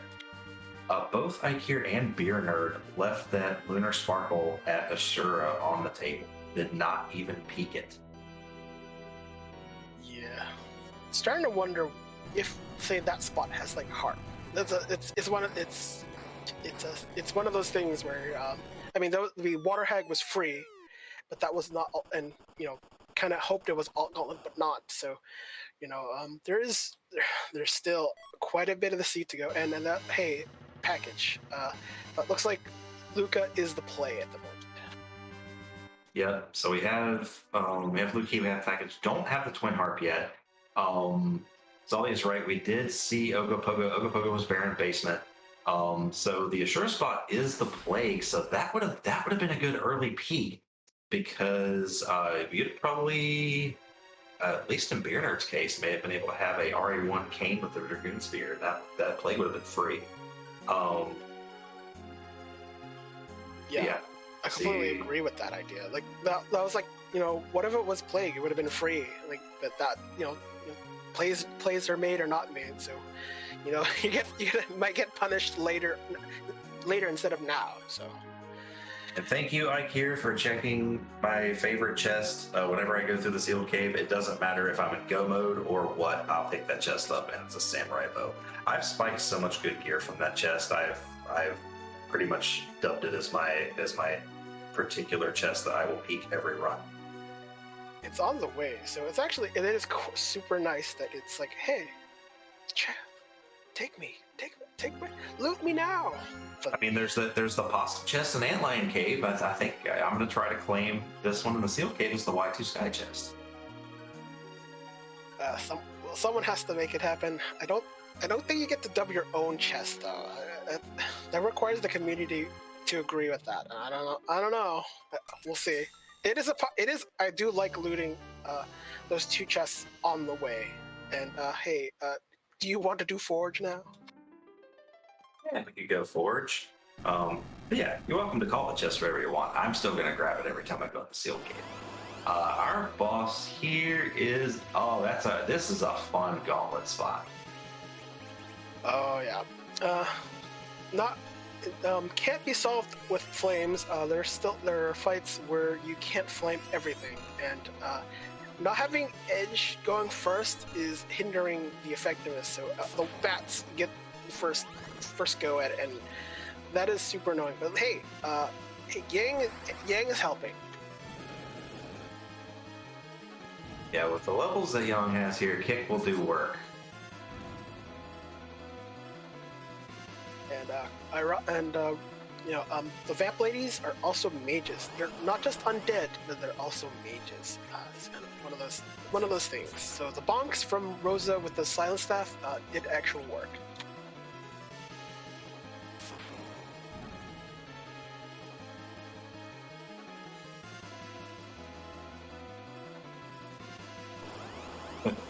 And we already have runners preemptively banning bad karma from rolling seeds. Yeah. Zaldi, I have to agree with bad karma here, because now law of averages is in your favor. So now we're due for karma to roll some jet seed. Yep. That's always on the table. That's how the randomizer rolls, right.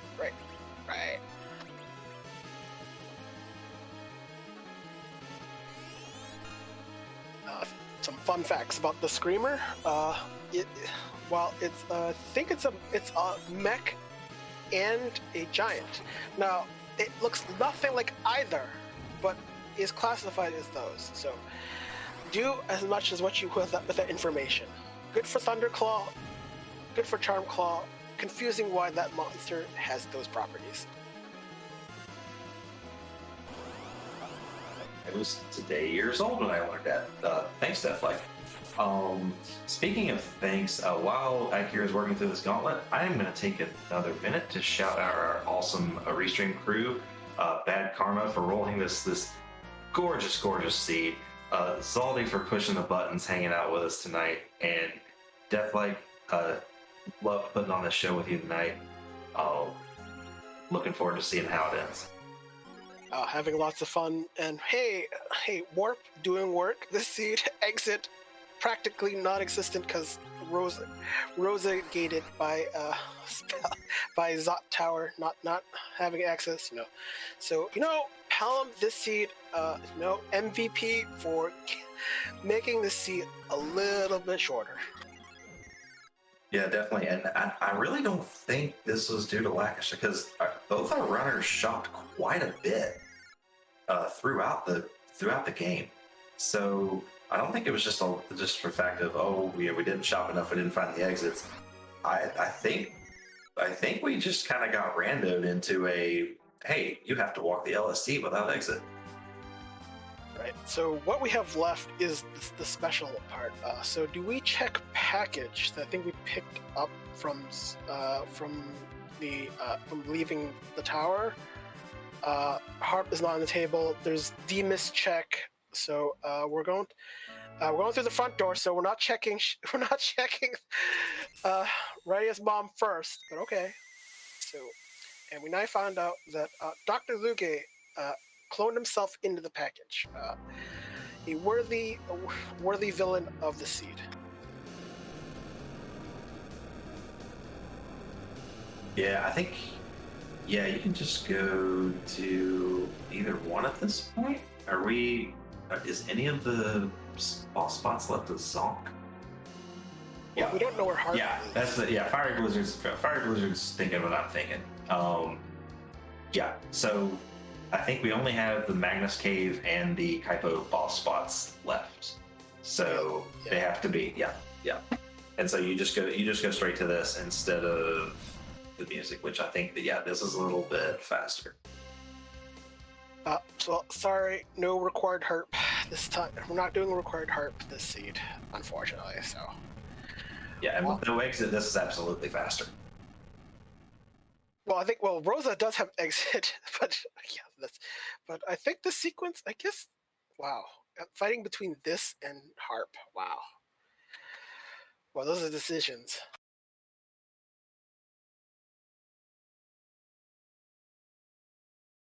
Oh yeah, so it is between Golbez and Odin. So I guess that does actually add into the amount of time. If Golbez on this side, I think Odin might be faster because then you've already parked up outside of Troya. So I don't know. I'm thinking this depends on what the boss is, which may be faster.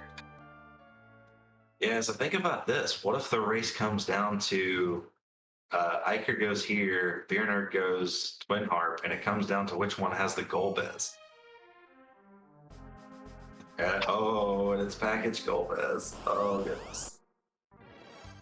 I think this is the worst kind of Golbez. Well, actually, no, you know what? Golbez at Harp is actually annoying in the sense that he can barely damage himself, but even that worse is he interrupts the music. So, double whammy there. Yeah, this is just icing on the lovely cake that Bad Karma has rolled for us tonight. So 33 out of 34 bosses, right? This was the goal. I think I call this a success. Poor Eykir can't even anchor this fight, and so had to sit through all of the ATB ticks from a fast party. Yeah, having a slower anchor would actually speed up Golbez. So if Palom was in the middle, this fight would go faster. Yeah, slow spot with a boss that loves to tell his joke. Well, at least it'll be one hit and gone. No worries about being killed by anything else.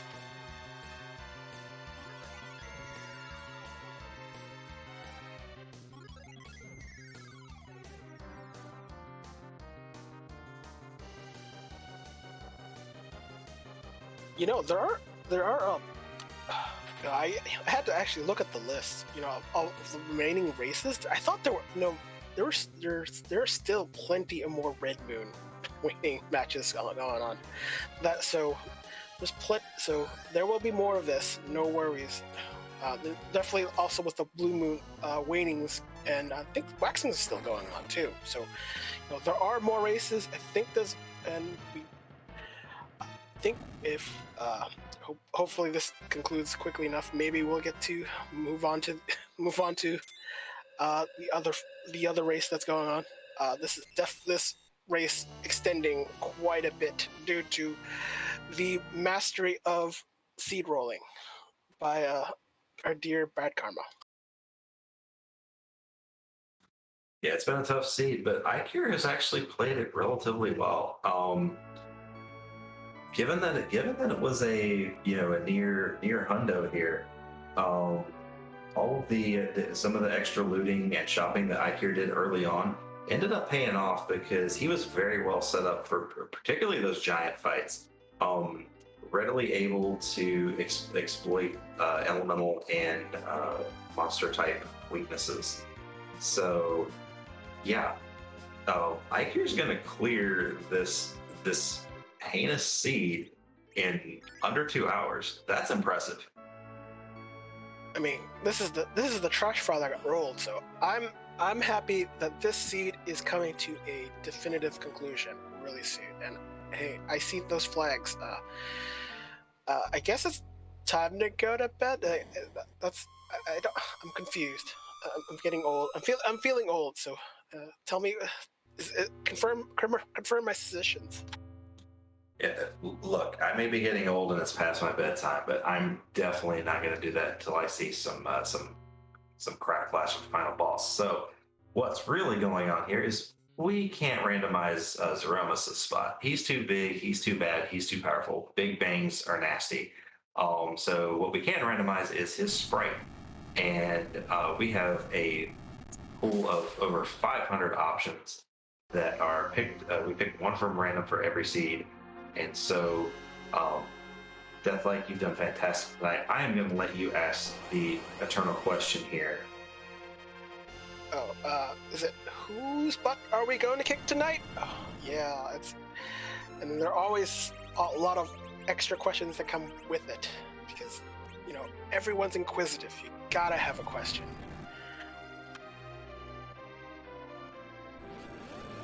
Wouldn't it be really funny? I don't think it's an actual sprite, but if we had an exit sign and there was Eximus, that would kind of be funny for this scene. It would conclude the seat very well. Not sure if that's in the pool, but hey, it's Didymus. I think from Kirby. That's from my collection. I'm not sure which one, but always pops in for at least an appearance.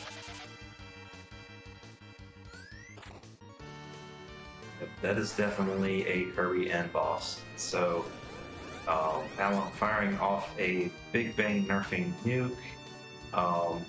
We're probably gonna. This is just power roaming at this point. You're kind of doing in-game cane anchoring here. This should not be a problem for Eykir. Yeah, we'll go full Zerker. We'll at least try to, really full hybrid strats. Not even considering reflect, but that's fine. And that nuke. Hey, Yang can take a hit. We're concerned if Palom survives this Big Bang, but probably will. But you never know what the numbers roll. Nice 225, courtesy of the sword crow picked up earlier by Eykir. So yeah, the shopping paying off again. Yeah, unfortunately, you can't avoid a Big Bang damage. You're guaranteed at least one multiplier, but even then, it's a pretty good time when you avoided the other 3 rolls on top of that. So, yeah. But that nuke still devastating. Although does not care about the counters. Just cares about dishing damage as quickly as possible to end this wonderful dumpster fire of a seed, or could be treasure trove. Depends on how you look at it. I see it as a treasure trove. Our viewers got lots of high quality free enterprise play here tonight. So when we could consider back I'll go back later, but shouldn't be too long. This damage pouring on, and the counters still go on. Not sure if we triggered the halfway refill, but probably are most of the way there, if not already.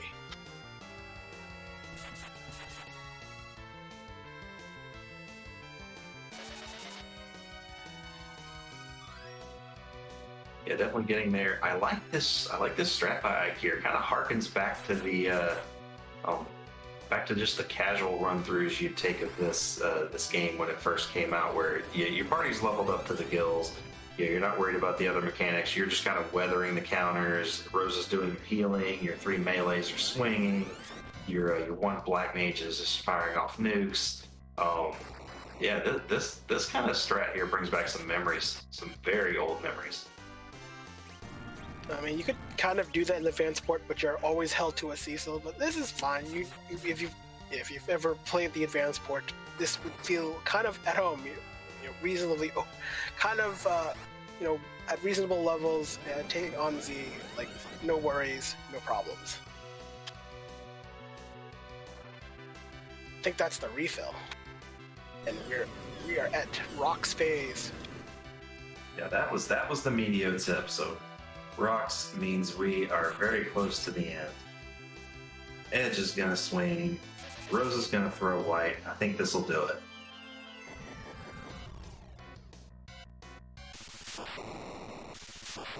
And that is our crack flash. GG Eykir. With a time of 1:58:48. And from what I can see, at least on our layout here, appears to be our winner. We'll have to get that confirmed though. Yeah, it's kind of hard to determine with Beernerd.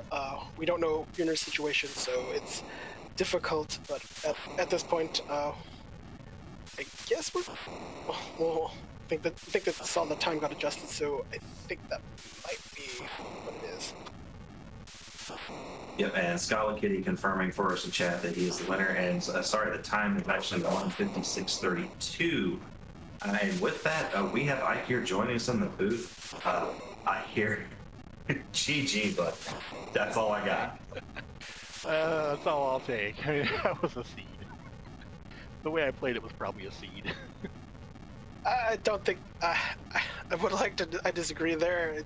The seed dictated a lot of things for you. I mean, what was the feeling like when you had Moon Axis and we're about to do an LST dive with only, was it 2 or 3 bosses only completed? I'm pretty sure it was 2, because I got the notice for some. I'm like, okay, where are all the bosses? And I think the second one was not in Fey March because that ended up being the Water Hag and not the Football Gauntlet. So yeah, it was like 2. There's got to be a lot of stuff on the moon. But I'm also thinking, I have a lot of like key items that can lead to bosses that I don't have yet. They must be on the moon too. you know, it's Earth, Twin Heart, Package, Tower Key, Luca Key. Like none of those I had. So like everything's got to be on the moon now. Yeah, the seed didn't really present you with many options. I think the only real divergence that you could have done, and we never really got the opportunity to see, but the only real other option than what you did was maybe try the keyless tower early. Did that ever cross your mind before going to the moon?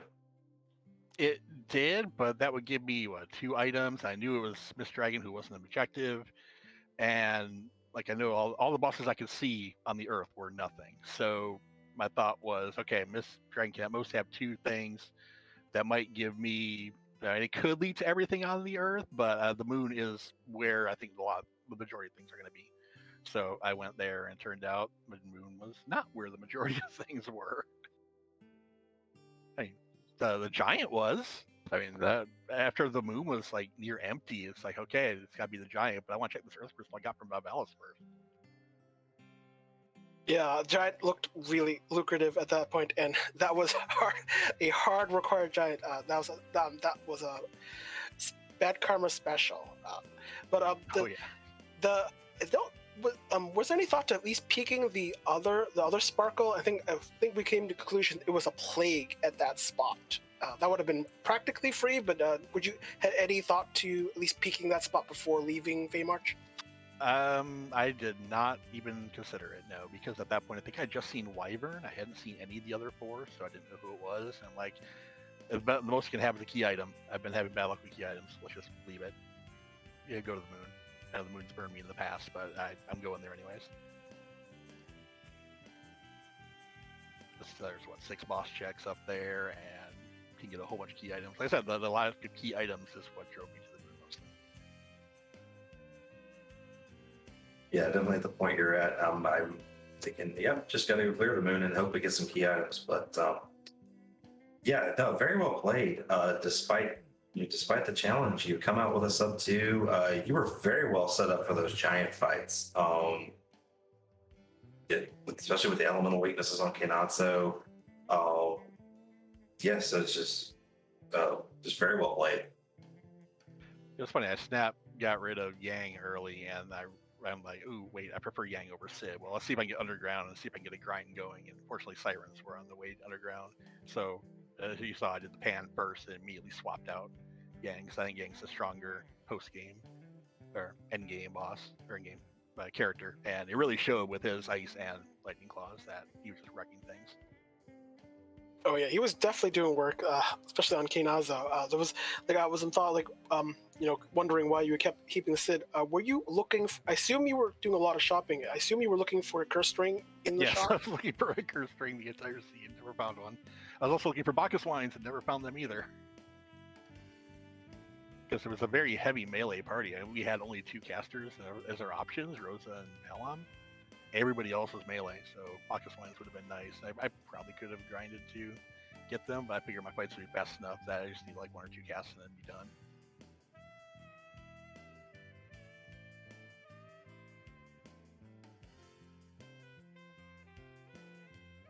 But yeah, the seed not really giving you at least the items from that perspective. But yeah, I don't know. Not much else I can say about this one. Deathlight, you got anything else? I guess is there anything other thoughts of this seed other than it was a seed? Because My thoughts at the end were there were 3. I had 3 bosses left to kill. I need to kill 2 of them. I had 3 key items left that led to bosses, and that was it. So when I got the package out of Tower Key, that was the one thing that came from the moon that I think worked out.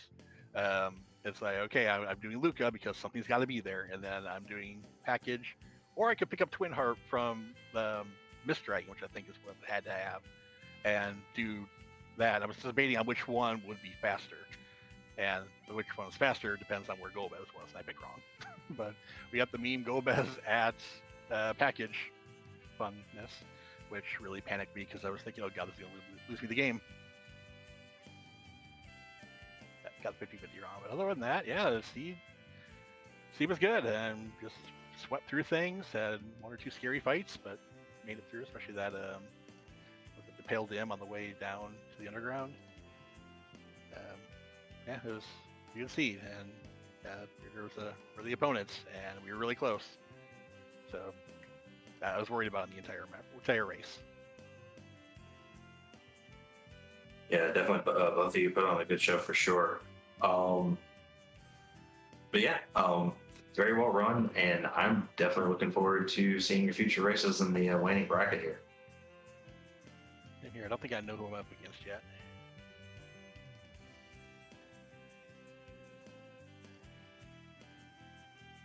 well, GG's again, but GG's again. GG's again. Eykir, that was something of a seed, and you played it very well. So Yes, thanks to Bad Karma for rolling that mess, and also thanks to you guys, Deathlike and Watch the Sky for commentating, and Zaldi for tracking. Hopefully I pronounced that right. But yeah, thanks to and the restreamer, whoever's restreaming Bad Karma. So yeah, thank you all the team for putting this on. Appreciate you guys.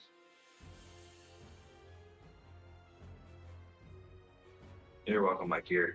And I do believe we also have Beernerd in for an interview as well.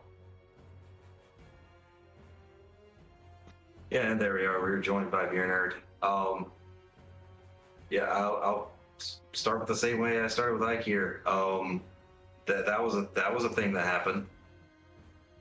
Yeah, that was a pretty wild seed.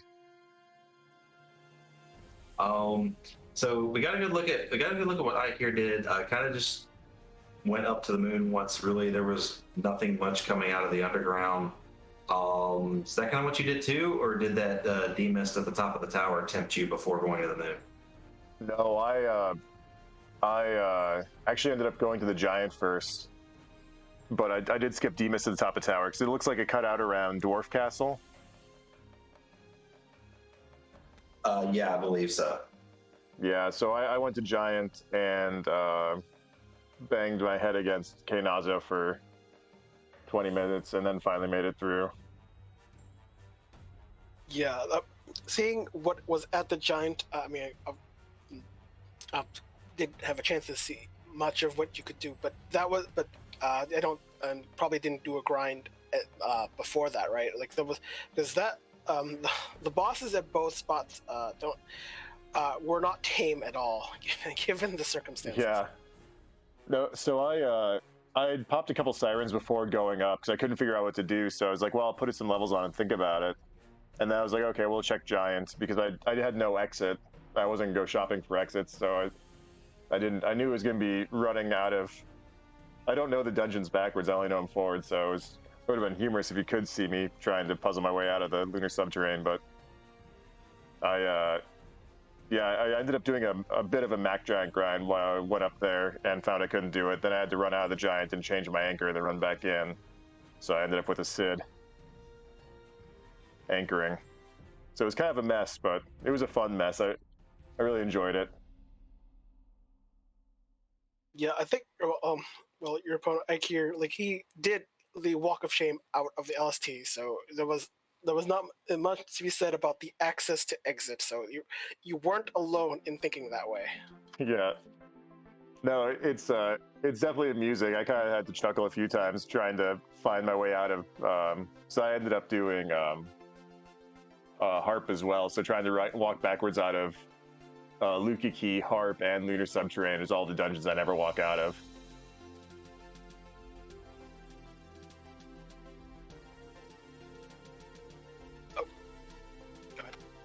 Yeah, but some of the full walkouts of those dungeons, yeah, it's not something you really practice. So you kind of don't have that muscle memory there to guide you. So yeah, that's definitely interesting. Yeah, it looks totally different backwards. Turns out. Where did you happen to find Harp? Because I don't because Eykir did not actually find Harp in his run. Where was Harp? I think that was D-Mist or Rydia's mom. Yeah. That's what we figured. Was either that or I think there was the plague possibly at Fey March, but I guess that solves that. Yeah, I skipped plague. After the moon, I think I checked the rat tail that I'd found. Baron Castle basement for a key item, and then I went straight to D-Mist.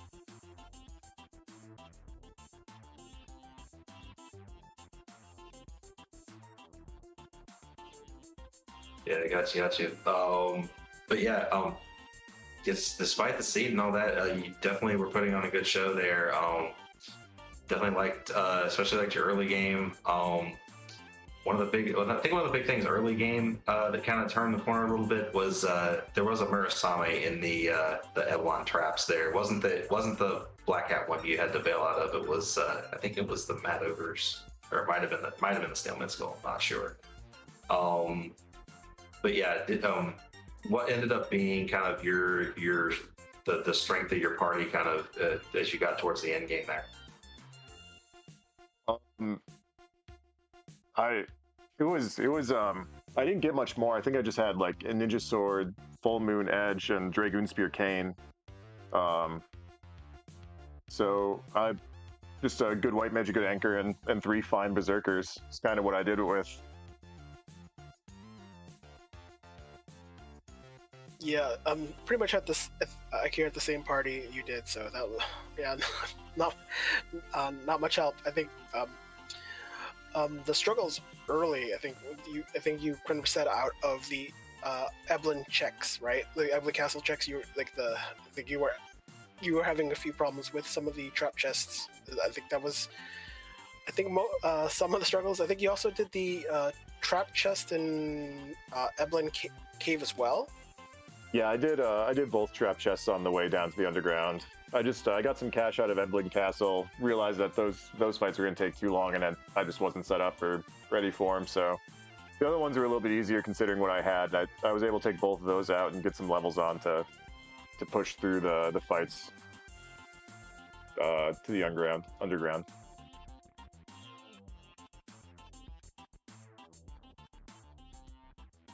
Yeah, like I said, very well run. As far as what you can do for this seed, though. Unfortunately, the second loss does eliminate you from the tournament. But it definitely made a great run there, kind of shaking off the first loss, rattling off 4 straight wins. What's kind of in the near term gaming future here for Beernerd?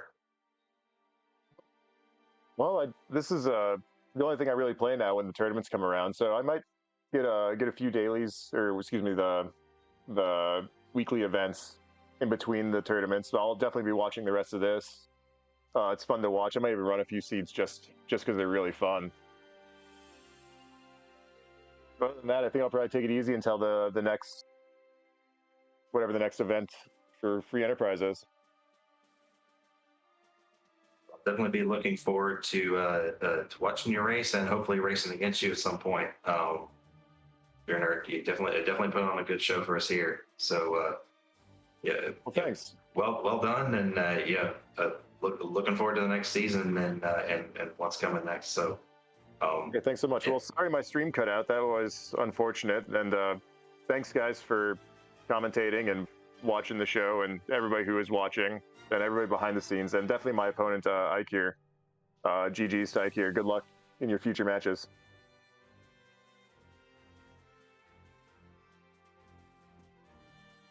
yeah, very well said, Beernerd. So yeah. With that said, I think that is going to wrap it up for us here. I think we're going to raid Free Enterprise 3 for the matchup between Locke versus Beauty and Discovery in the Blue Moon Waning bracket. So as always, when you get over there, make sure you do not spoil the results of this or any other match that has happened today. And thank you very much for watching. Yep. And Deathlike, you got any last nickels for us? See you all next seed. Don't spoil, or newspapers will show up. Yeah, we've already had enough rude fights. We don't want to awaken newspaper mess or anything.